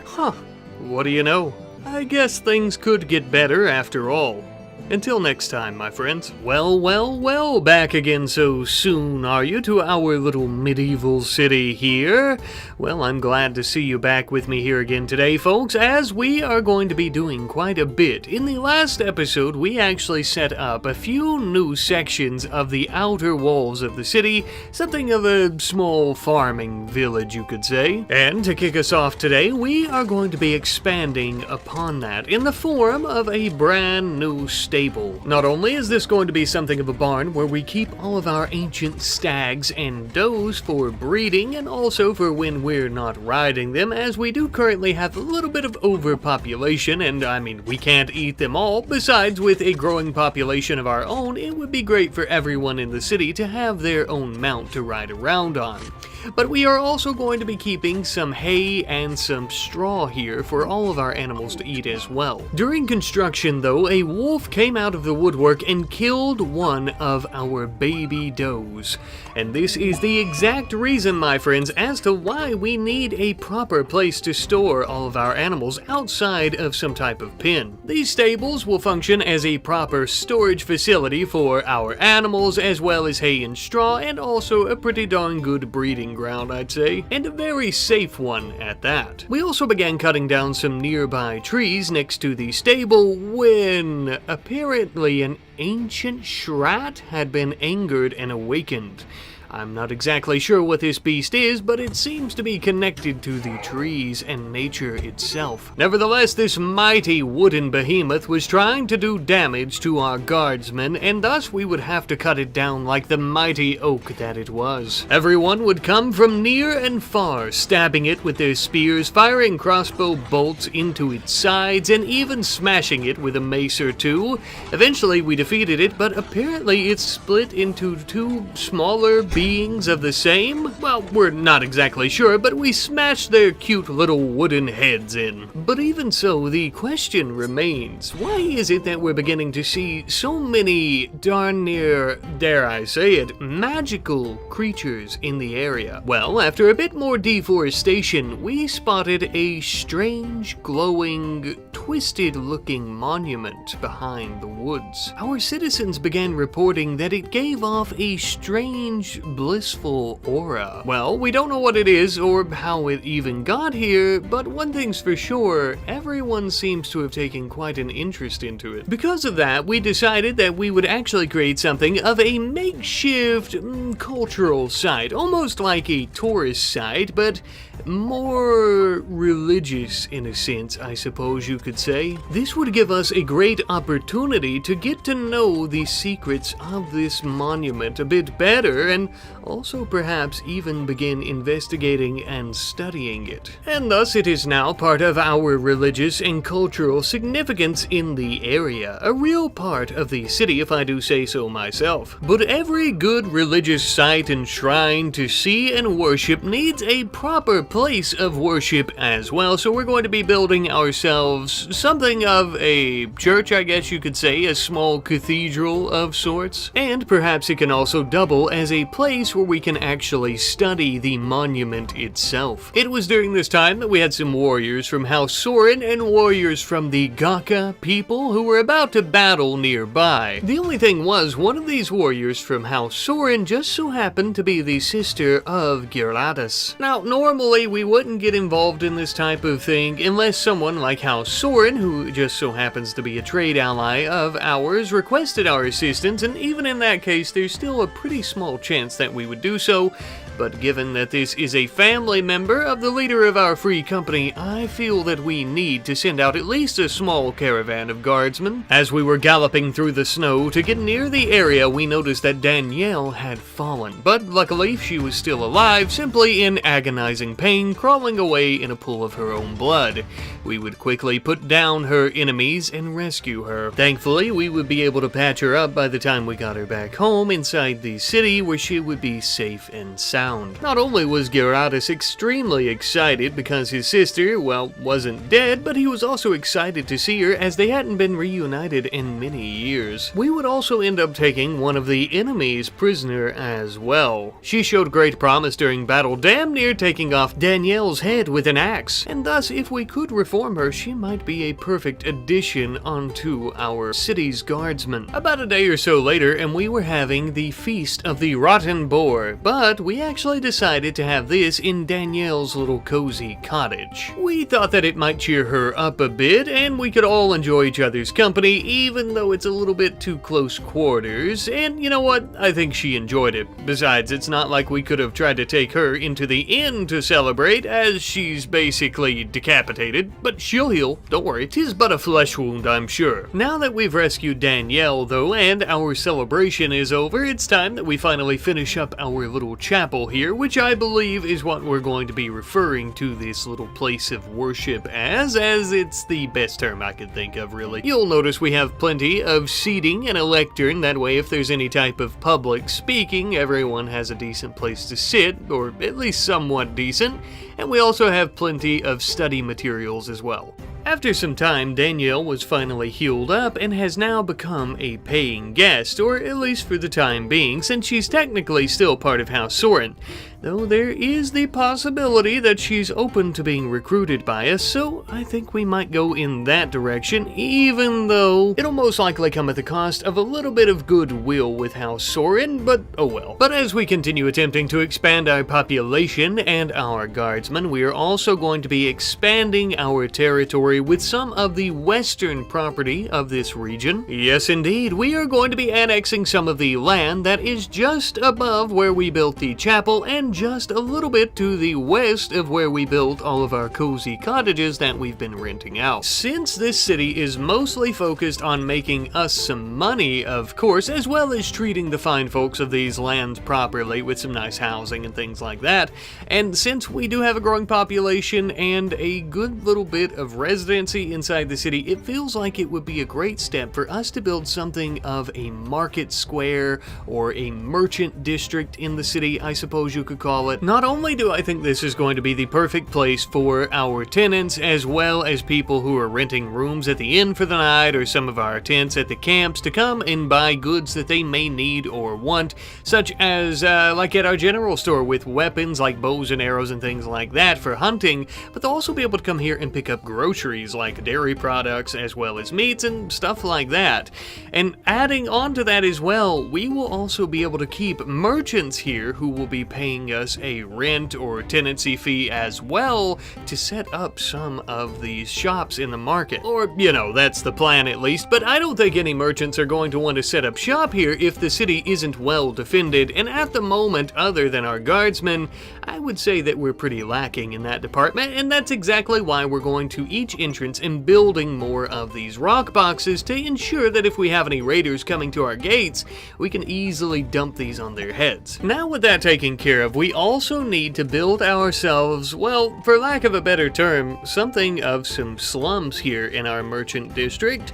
You see, when these merchants come, they normally have some guardsmen along with them for their trade caravans, right? And of course, those guardsmen are pretty cheap, they're mercenaries for hire and things like that, so we need to make them some very cheap rooms to stay in for the evening as well. And so, again, I reiterate, for lack of a better term, some slums for them to rent out, but since they're mercenaries and swords for hire, I doubt they'll mind, to be honest. However, our construction viewing was interrupted when now ended up going into labor. Indeed, we were about to witness the miracle of childbirth late on this snowy night. Thankfully, Dankman, being our best doctor, given his previous experience in his history, would be perfect for taking care of now, and downstairs would wait Rin. A little odd, but given the time period, I suppose it makes sense. But after countless hours of agonizing labor, we finally had a beautiful, healthy baby boy. Rin and Now were extremely happy about their new baby, and of course the fact that Now and the baby were both very healthy and no one ended up dying, as can be typical for the time period as well. It would also seem that this beautiful little fella has his mother's ears. We'll have to think of a name for him, though. As it would turn out, Geratis and Danielle had been standing guard outside Rin and Now's home all night while she was in labor to make sure that nothing went wrong, seeing how Rin, Now, and the baby, of course, are some high-profile folks in the city, you could say, being the founder's child and whatnot. Very kind of you both, but I think you should at least take a break to have some food. And now, by nighttime, we not only have a new little baby elf in addition in our city, but we also have the slums that we were talking about previously for the hired guards of trade caravans. We're going to be charging 20 silver per night for these, as I know the merchants don't want to spend all that much on the lodgings of their guards, but they do have quite a bit of money, so I feel that it's a good middle ground. Especially for such basic lodgings, I must say. They're not quite as horrible as the tent lodgings that we have on the opposite side of the city, but they're also not quite as good as the rooms in the inn. We got to witness the holy matrimony between Clara and Chef, though I'm not exactly sure why they decided to hold the ceremony out here next to the camps, but I'm sure they had a nice reception in the inn, drinking plenty of beer and what have you. But if I could bring your attention back over to the merchant district one more time, we are going to be finishing off some more construction projects. I added in 2 of these smaller little lodgings for some of the caravan guards once more. I'm sure you're tired of hearing about that by this point, but you may be interested to know that we are actually going to create something of a, I suppose you could say, apartment complex. But given the medieval vocabulary and what have you, perhaps a tenement is a more appropriate term for it. Regardless, we are going to be renting these out monthly periodically to different merchants. Of course, they can extend their stay here if they're doing quite well with their sales within the city, but think of it as us giving more tenancy agreements out to other people, but in particular people that are going to make us money in the city by selling items as well. And lo and behold, it wouldn't take very long at all before we had our very first merchant looking to rent out one of these rooms in the tenement. Nowadays, it seems that word travels much faster than it used to, since we're no longer just a teeny tiny little village on the map. we are actually becoming something of a shiny emerald to the world. Not only are we a city with diverse cultures and peoples and an inn with the greatest damn stoutest beer on the entire planet, if I do say so myself, of course, but we are also becoming something of a trade capital in this region as well. Again, most of the time we prefer for the trade caravans to come here and trade with us, but we also like to do a little bit of trading ourselves from time to time, and that's exactly why, with all of our ancient deer here that we've been breeding, we are going to be taking out some of the babies and doing a little bit of trading with the nearby elven settlement down the road. Each of them being worth about 300 to 400 silver per animal. We sold so many, in fact, that the elves didn't have enough silver to pay us, and thus they had to pay us the remaining in sapphire as well as a new crossbow, as well as bartering off 2 of their cows that they had in stock as well, which was absolutely perfect as we could use some milk for some of our cooking projects, and it never hurts to have them just in case we need some emergency meat in the winter. Not to mention the fact that spring has finally sprung once again this year and the ground is thawing out, allowing us to go about growing plenty of food, but also plenty of cash crops. Along with these crops such as cotton and linen and other things like that we're going to have, we're also selling off plenty of wool from our deer that we've been shearing through an elven merchant who stopped in. They and their guardsmen seem pretty happy with their accommodation, so I suppose we did a good job. Oddly enough, a clan of hostile elves from the Shining Company would also arrive shortly thereafter, but something tells me that they're not here to do any trading. As they approached our gates, we would unleash an absolute fury of rocks upon their little heads.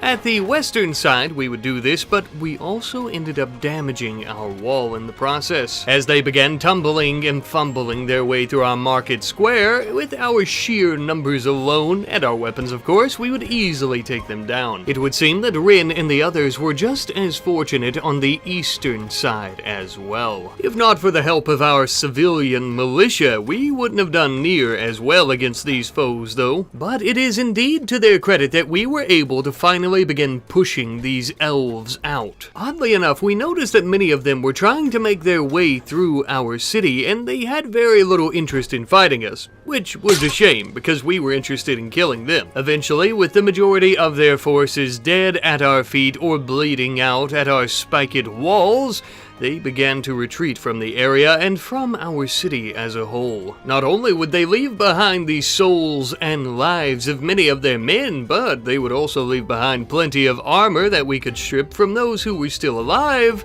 and also plenty of weapons from all of them. It was during this time that we were really wondering why had the Shining Company sent such a force to try and take us out, especially since they could trade with us instead if they so choose. But then I realized that it would seem this little attack wasn't necessarily for us, but for the elven merchant within our city walls. I figure they thought that we would tuck tail and turn over and let them take whatever they wanted or whoever they wanted, but this merchant is a paying guest and thus is under our protection. And though we ended up damaging our walls pretty significantly with our own defenses, this was also pretty great because it helped us realize what we really needed to do was upgrade them into some proper brick castle walls like we have for the inner city. Though we do have a vast fortune at our grasp at any moment, unfortunately the walls are still going to be something of a mismatch of different types of stone because, well, we're not purchasing any of these bricks obviously, and we're cutting them for ourselves. So the majority of the walls are going to be made out of slate rock, marble, and also mostly limestone as well. Now that may seem like a minute detail, but that does mean that some points are going to be slightly weaker than others during attacks, of course, so we'll know to watch these sections that are made from a weaker material. That being said, the process of this will take a very long time, replacing all the old wooden outer walls with the new stone walls that match the inner city, and thus we'll check back in a moment. I would like to mention, however, that we also started implementing some embrasures into these walls, as well as these have little slits in the walls allowing us to shoot out at enemies while also giving us some pretty good cover. While we're working on the walls though, since we were talking about cash crops a little bit earlier in this episode, we're actually going to start working on those. One of our first is going to be some heal root, and the other is going to be a magic little plant that you can put on top of your food when you're cooking it. You can also mix it up into stews and soups, and it's herbs. Obviously, these spices are going to be absolutely perfect for anyone that wants a little bit of flavor in their food. While our cash crops are growing, we're also going to be improving the homes of our workers. I feel that it's a proper time for us to give our employees some proper homes. This entire time, they've been sleeping on slab beds made out of whole-ass logs, or half logs, I should say, since they're flat on the top. Anyhow, though, I thought it would be good for us to give them some proper closets for their apparel, as well as some proper rugs to wipe their feet, and also some decent fur beds at the very least. And by this point, many a day had passed, and we have finally replaced all of our wooden spiked fencing on the outer walls with some proper stone castle walls. And I think that we look pretty darn protected, if I do say so myself. I'm very happy with how this has turned out so far. But speaking of upgrading the homes of our employees, I thought it might be proper for us to go ahead and build a proper home. Not only a proper home, but a more luxurious home with an upstairs for the bedroom and all their personal belongings. And we are going to be creating this for Giradas. Now, I do realize that we had built our barracks, I believe, last episode. It was for the majority of our pikemen in our free company, but Giradas being the captain and the leader of the free company, it would only make sense for him to have his own luxurious, cozy little cottage, I feel. While he's over there enjoying his cozy cottage for the evening, though, we're also chopping up the strange nature beast, I suppose you could call them, the giant wooden creatures that came to life when we hacked down a tree near our monument. Doing so would give us some amber, which we could sell, as well as a bit of some ancient wood, and also a heart, the heart of the forest as it's known, which as you can see can be sold for a very pretty penny, lining our pockets even further. But now that Giradas has settled into his new home, we would also end up making him some specialized personal armor. Now, I do wish that I could keep his antlers on his helm, but unfortunately this iron great helm doesn't allow us to do that. Even so, though, we'll still recognize him as the captain of the free company, and I think he will be much better protected now. We would also now be referring to him as Sir Giradas, with his title being that of a noble knight of the city. Now, of course, this is keeping in line with the suggestion for the name from our good friend the Golden Griffin 4715 last episode, who also left a comment talking about the Market Square, I believe, which I only seen after I created the Market Square, but we'll still give you credit for it, my friend. We'll also most likely be working on some checkpoints and or guard posts throughout the city as suggested as well, so thank you for that. And even though we have finished the armor for Giradas, we are also going to be working on the armor for our other guardsmen in the free company, which is probably going to take some time, as you well know. I also want to mention that by this point we had to create yet another wooden cellar in the home of Ren and Nal, because the one in the inn was completely chocked to the absolute brim with silver and gems and all sorts of riches. Of course, though, there is always more money to be made, so we're actually also going to begin producing artworks in the city with our stone blocks and some clay bricks. That way we can also add it to our repertoire of items that we plan on trading. We thought that some stone busts would be perfect to line the royal halls of the elves and our other trade partners in the area. We also finally had a great name for our little baby elf, with that being that of Irendil, I believe is how you pronounce it. Unfortunately, I'm not too familiar with the Lord of the Rings franchise, although I do like the first movie, but I'm unsure how to pronounce the name. Either way, a great name suggestion by our friend Floppy Waffle 4200. Speaking of suggestions, we have a great suggestion from our friend Clawzilla, who is saying that a lord needs his fortress, and the northwestern wall looks like a pretty good spot. Now, of course, we ended up building the market district here, the merchant district, I mean to say, so a little bit farther to the north, I would say, is a very good spot, and I think that we'll be working on that very shortly. However, before we do so, there are some hazardous things in the area, such as this insectoid hive here, and we'll need to ensure that we get rid of that before any more come back. And we also have a silver golem waiting dormant, so of course we all gathered around it and started poking it, stabbing it, and beating it until it eventually would succumb. Now that all the potential threats of the area have been taken care of for the most part, it's time for us to go about lining out this new region. Now that we're going to be annexing this territory for the fortress, we need to start building some proper walls around it, especially around the fortress where Rin, Nal, and their little baby child shall live. The process of which, yes, you guessed it, is going to take a while, so we'll check back in later as per the usual. Besides, by this point, we have quite the stockpile of bust to go about selling, as well as some ancient deer wool and also a few other materials that we think the elves might be interested in purchasing. So away we would go out on a trade mission on the old ox cart to many an elven settlement, but also a human city or two as well, making ourselves quite a bit of money.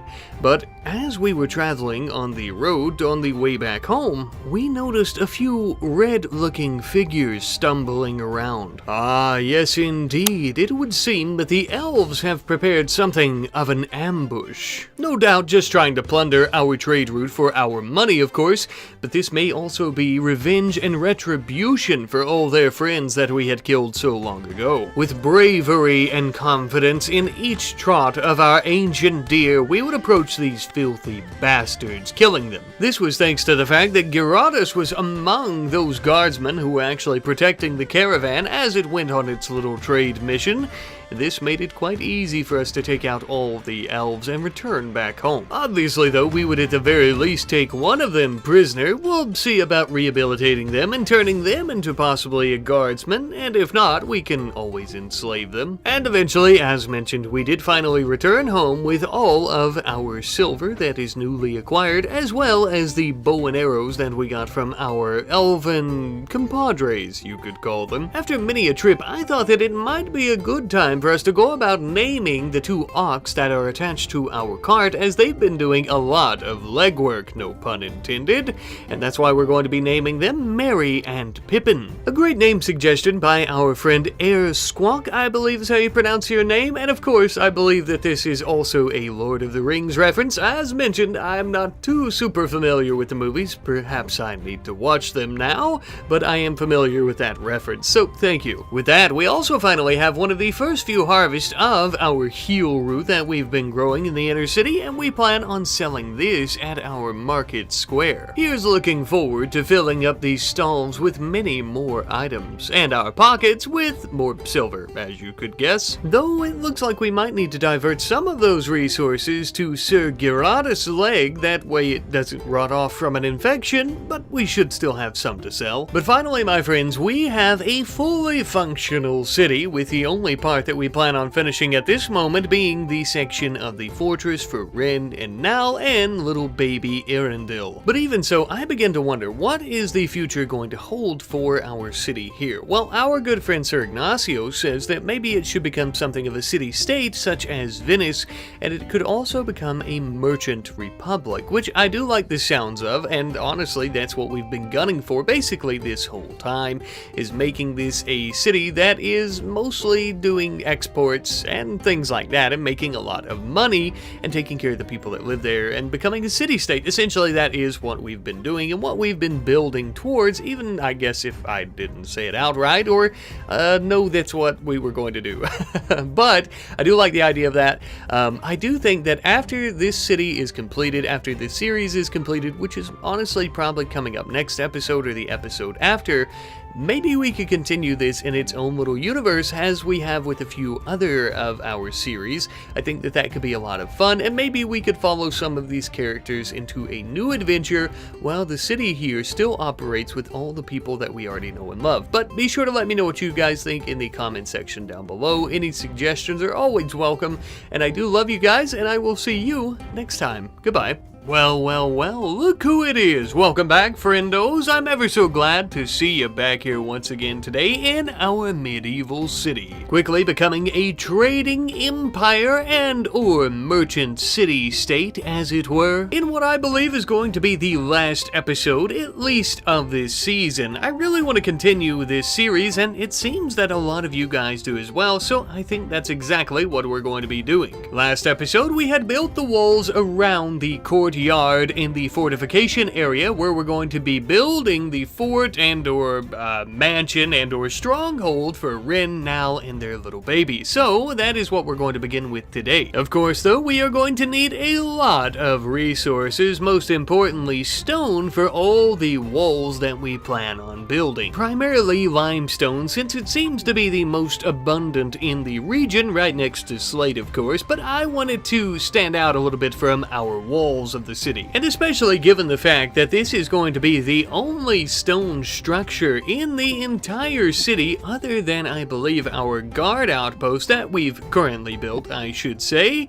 I want to be able to really tell that this is indeed a fortification and not just a normal old little cabin or building or something of that sort like everything else. However, construction was briefly halted when one of our slaves, Miniton, I believe is how you pronounce it, was attempting to escape through the southern gates. Naturally, we couldn't allow this, so Talia and Clara began rushing in to beat on her and even maybe stab her a little bit, although she was indeed a tough old cat, it would seem. We would eventually take her down, but she had managed to hold out against the two of them barehanded, wearing no armor, simply a dress. For our next season of this series, we're going to need some pretty tough members to go out and, well, I don't want to spoil any of the ideas I have, but I believe that she may have just proven herself useful enough to be part of this new group that we send out. We'll see, though. Now that we've ensured that all of our slaves are no longer escaping and are indeed accounted for, though we don't have all that many anyhow, we could continue our progress in building our fortification. Though, as you well know, this type of construction takes a very long time, and this is as well. So we'll check back in later. I wanted to mention a new mod that I've added, the Trading Spot mod. Though it is a very basic and simple mod, I think that it's going to be absolutely perfect for our market square here in our market district.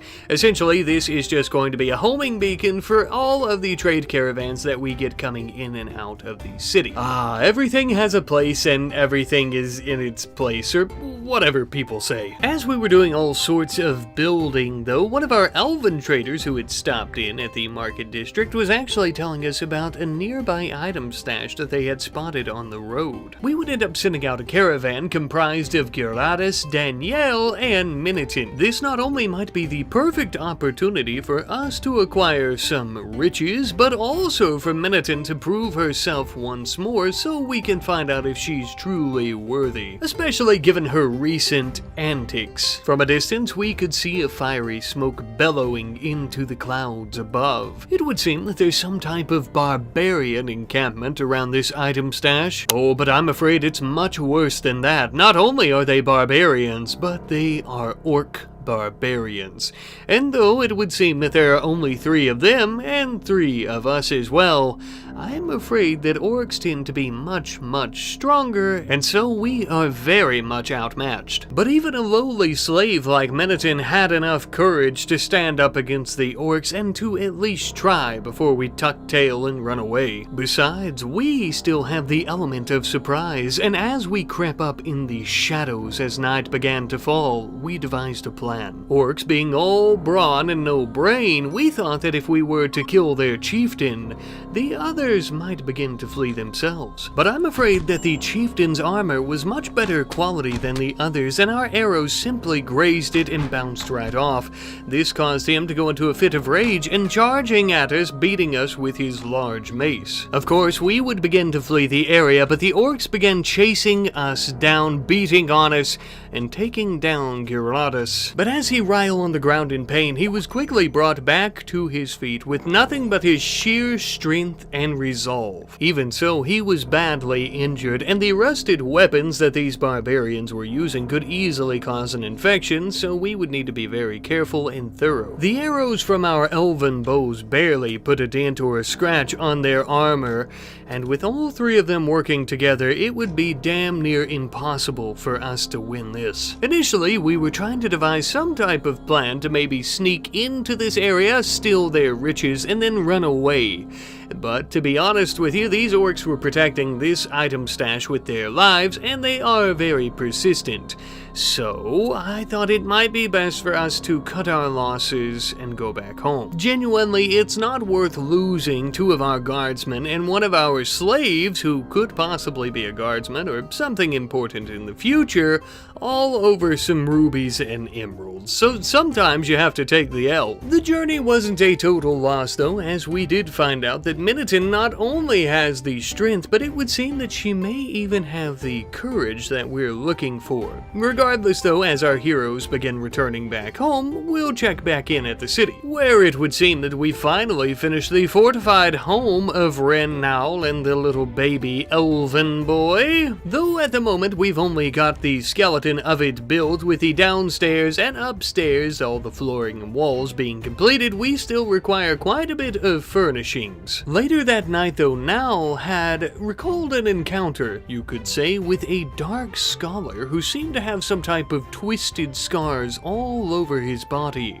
Apparently, the gentleman was sleeping just outside our city walls, Nowl denying him entrance after their incursion. Ren would personally go out to speak with his gentleman, who apparently claimed to be some type of scholar of the dark and unnatural arts with a ability to twist and mutilate flesh into some type of twisted meat. Well, either way, the incident that Nowl was talking about, apparently Flick, the dark scholar here, after being denied entry into the city, decided to punch Nowl, Ren's wife, and as you could imagine, we were none too thrilled about that. Ren, in a rage, attempted to arrest the piece of shit, but he started fighting back, and thus Ren beat him in the head with his mace a couple of times until he went nighty-night. For a situation like this, with some of the scum of the earth, we would normally make an example out of them, and to do so, we would take them in front of the entire city, and we would execute them and hang them up somewhere for everyone to laugh at and to be taught an example from, I suppose you could say. But in this particular case, we're going to make an example out of Flick here by enslaving him and using his ability for our own pleasures, such as turning our enemies into a red fleshy pudding on the ground. But as we're putting the fear of Ren into our new prisoner, we're also going to be working on the furnishings of Ren and Nowl's new fortified home, with that being some nice dining room tables for many of our esteemed guests to eat at, of course, such as the famous merchants who often visit the city, as well as other nation faction leaders. In particular, we have two large dining tables downstairs, just under an overlook upstairs, where Ren and Nowl will be sitting looking down upon all of their guests. Not, of course, because they think they're better than anyone else.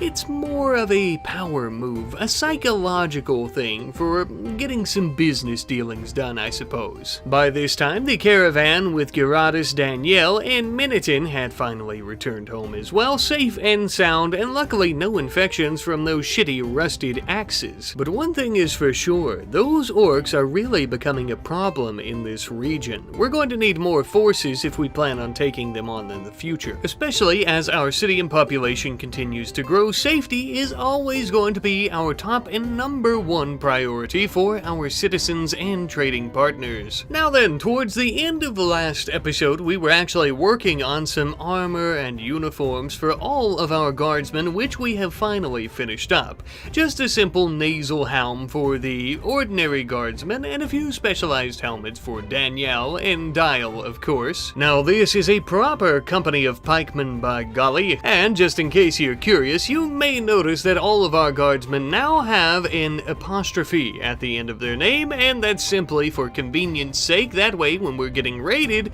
I'll know who to choose to go out on the front line. Speaking of which, just by the palace, we're also going to be building something of a personal quarters or barracks, I suppose you could call it, though they are going to have their own rooms for some of the palace's personal guard. For now, I think we're going to choose Dankman and Dorsey to go about guarding the palace. Maybe we swap out guards every so often, though. That way they can all enjoy the privilege of guarding Rin now and the baby. I'm sure you'll notice they have some very nice sleeping quarters, as well as a nice place to eat, and also a little campfire out back so that they can cook their own meals while guarding. Now that we can finally ensure that it's going to be properly guarded at all times, day or night, we can finally go about furnishing the inside of the palace itself, adding in some nice shelves full of food and elixirs and wines, as well as a few recreational area that I'm sure our guests and even our citizens will enjoy. We want the palace to be a place for all, or at least the downstairs where people can enjoy while they're sightseeing and things like that. Upstairs you'll notice a war map, that way Rin can also plan out future battles against orcs and possibly some trade routes and things like that with nearby villages and other settlements. To finish off the dining room downstairs though, we would end up making some drapes. Now these are no ordinary drapes, these are actually going to be made out of dare leather, the same dare that we had killed on our legendary hunt as a community and as one people, so it's only fitting that we would all get to enjoy it. Ah yes, a true king and queen of the people, or at least I suppose that's what their title's going to be. If you guys have any other suggestions, I'm always all ears, but for now I think we'll just refer to them as that. Even young lad Arendelle really seemed to enjoy his new home, and I apologize, last episode I was calling him Arendelle, and as I mentioned, I'm not exactly familiar with all the Lord of the Rings films, so I apologize, but it is Arendelle, and I'll try to remember for the future. Now then, we are once again going to be focusing a little bit on our defenses. We're actually going to be creating some rocket-powered arrow barrage machines known as a Hwacha. These should be absolutely perfect for defending our walls against invaders big and small. Realistically, the only thing I really worry about are the orcs, as we saw earlier with Gyarados and the others trying to take down the small encampment of them. If those barbarians were to come here with much larger forces, we may struggle without some new types of weapons such as these. I also noticed that one of our tenants were celebrating their birthday today, and though the place that they decided to celebrate was a little cramped, as you can see, everyone really seemed to enjoy it. Now, I know this doesn't really seem important, but a lot of you are playing along with me here in your own worlds and universes, and I wanted to mention that the Days Matter mod is absolutely perfect for keeping spirits high and also keeping your tenants around by keeping them happy, because they're always celebrating a birthday party or an anniversary party or any type of party for a holiday that you can create. So it's very useful. After we had celebrated some birthdays though and built a few more Hwachas around the city walls, we also started working on a personal project for Nao herself around the palace. This is going to be Nao's own personal flower garden, but of course this is not only for just Nao and Rin and the royalty, I suppose we could call them. This is for everyone who lives in the city, and they can come and adventure these lands, see these beautiful sights, and stop in at our beautiful flower garden. And of course, with the palace and the flower gardens and everything that we're creating, we're hoping that this might attract quite a few tourists who will stop in at our market district as well, and perhaps even some celebrities of these lands, or somebody who has some deep pockets, if you will. It wasn't much, but it was indeed beautiful, and we were quite happy with how it turned out. Nao seemed to enjoy it herself quite a bit as well, as it was a nice zen place where she could come, relax, and even pray and meditate for a while. Now that we're finished up with the eastern wing of the palace's district, I suppose we could call it, on the western wing we are actually going to be creating something a little bit different. With a new new sectioned off area just left of the palace with a road wrapping all around for ease of movement, of course.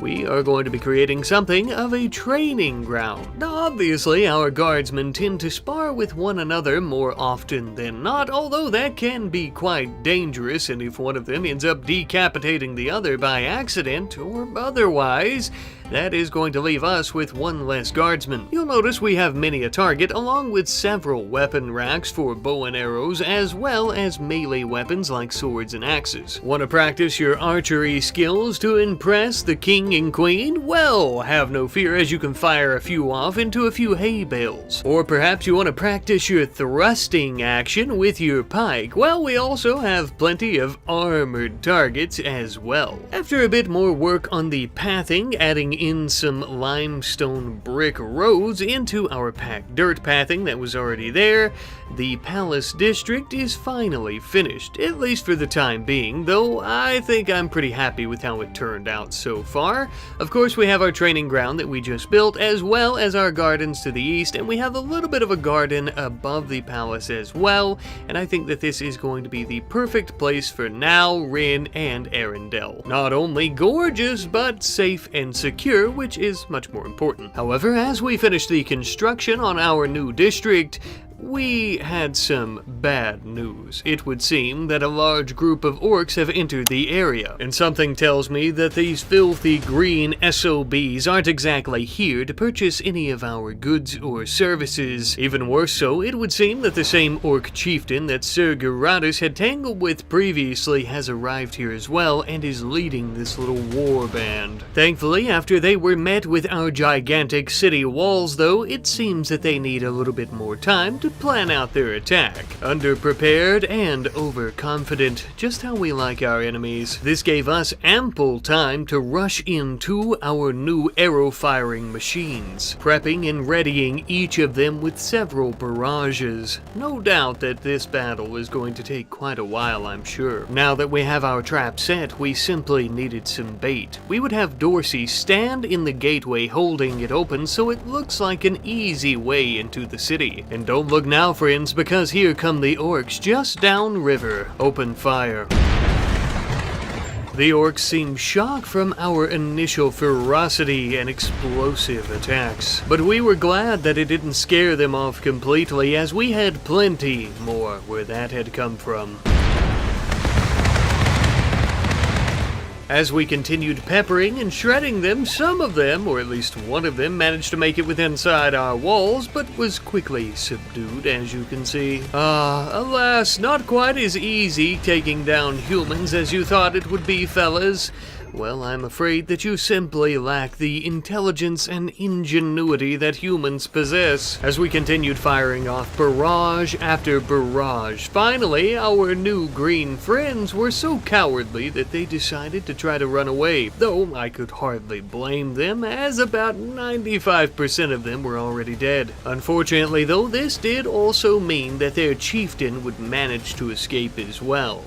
Something tells me we haven't seen the last of him, though. As for his remaining companions, we have seen the last of them, and we made sure of it because we stripped them naked so we could sell their gear and then stuck our swords through their hearts. Well then, that surprisingly went quite well. I must say that we do have to give all the credit essentially to our new vehicles that we're using. Without those and their explosive damage shredding the orcs' bodies, we probably wouldn't have ended that near as quickly, but still, nevertheless, we won. And our home, this region, as well as these lands in general, are now much safer from our victory. In other good news, Arendelle has finally come of age and is able to walk around the place all by himself. The palace now echoes and bellows with the pitter-patter of his little 3-year-old feet. And the boy seems to have even taken quite a liking to dueling, wielding a bone for practice out in the training yard. guard. Of course, though, under the careful supervision of Dial and Sir Geratus. Perhaps Dial here shall take the young lad under his wing, as he too had only come to us when he was a mere little youngster. One could almost consider him something of an adopted son between Sir Geratus and Rin and Now, of course. And it is his great pleasure to go about training the next generation just as we had for he. Truly, my friends, since those old days when Dial was just a wee lad, we have come very far, and as has our city,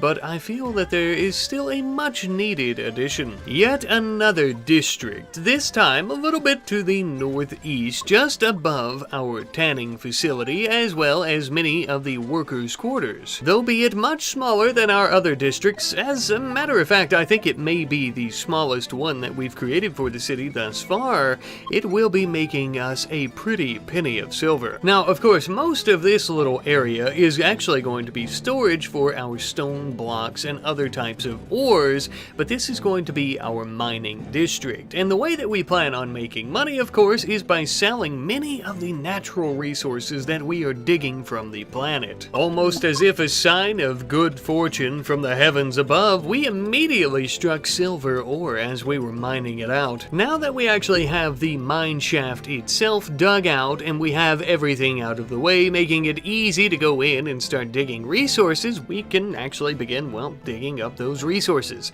Now, unfortunately, we can't go about getting iron or gold or silver or anything like that. We can only go about getting coal and salt, but that's not really a problem, as both of these resources are in abundance here in this area, and people are willing to pay a handsome fee for them. As I'm sure you could imagine, most of the factions on this planet like to have war. Well, for war, you need weapons, and for weapons, you need to smelt down other ores, and to do that, you need coal chunks. So that's going to be the first resource that we start mining out. In the meantime, we're also going to go ahead and build a little proper mining camp here. That way, maybe if we have some workers who want some overtime, they can spend some more time in the district overnight, get up bright and early and walk straight into the mines instead of having to travel halfway across the city. Or perhaps the next time we have an attack by some barbarian orcs, maybe we enslave them and use their strength in our mines to dig up our resources.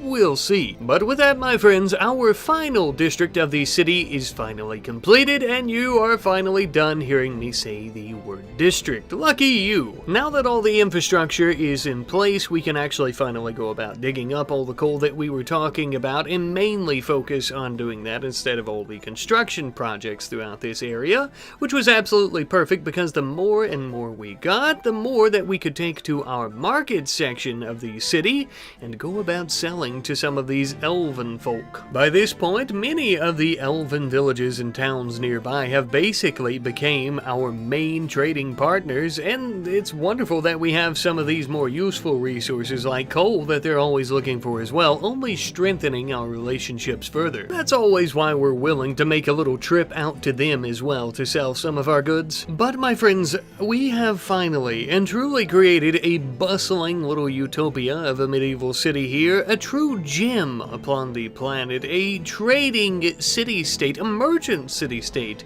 just as we had hoped. But with all this power comes more responsibility, and we can't just be simply known as the Rotten Boar Inn anymore. I mean, look at all we have. No longer will our city be known as the Rotten Boar Inn, but now as the capital of the boar. And we are no longer going to be known as the Rotten Boar Fellowship, but the House of the Rotten Boar. For a fellowship and an inn owner simply takes care of its guests and those who come to stay, but as a true medieval royal house, we are going to be taking care of our city, our region, and everyone within it. When this series first started, I thought it might be fun to do a little medieval overhaul hospitality series that we just build a big city and we make a lot of money, and we did do that, but this series has become and is still becoming much, much more than that. I want you all to know that I've been reading your comments. I've seen that most of you don't want this series to end, and in case I haven't made it clear, and maybe I haven't of course, but This series is not ending here today, it's simply the first season, and that happens a lot with some of my series, but I can promise you that this is only the very beginning. But before we really end this season and this episode at all, there's still one last thing we need to do. There's a little bit of apparel that we need to make for Rin, something that I've been holding off on for quite a while, but I think it's finally time. I think that we have earned it.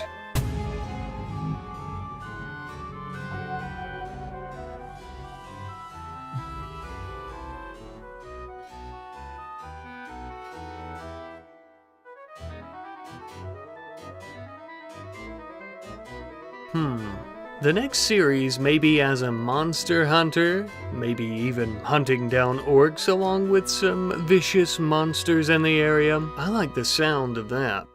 See you later.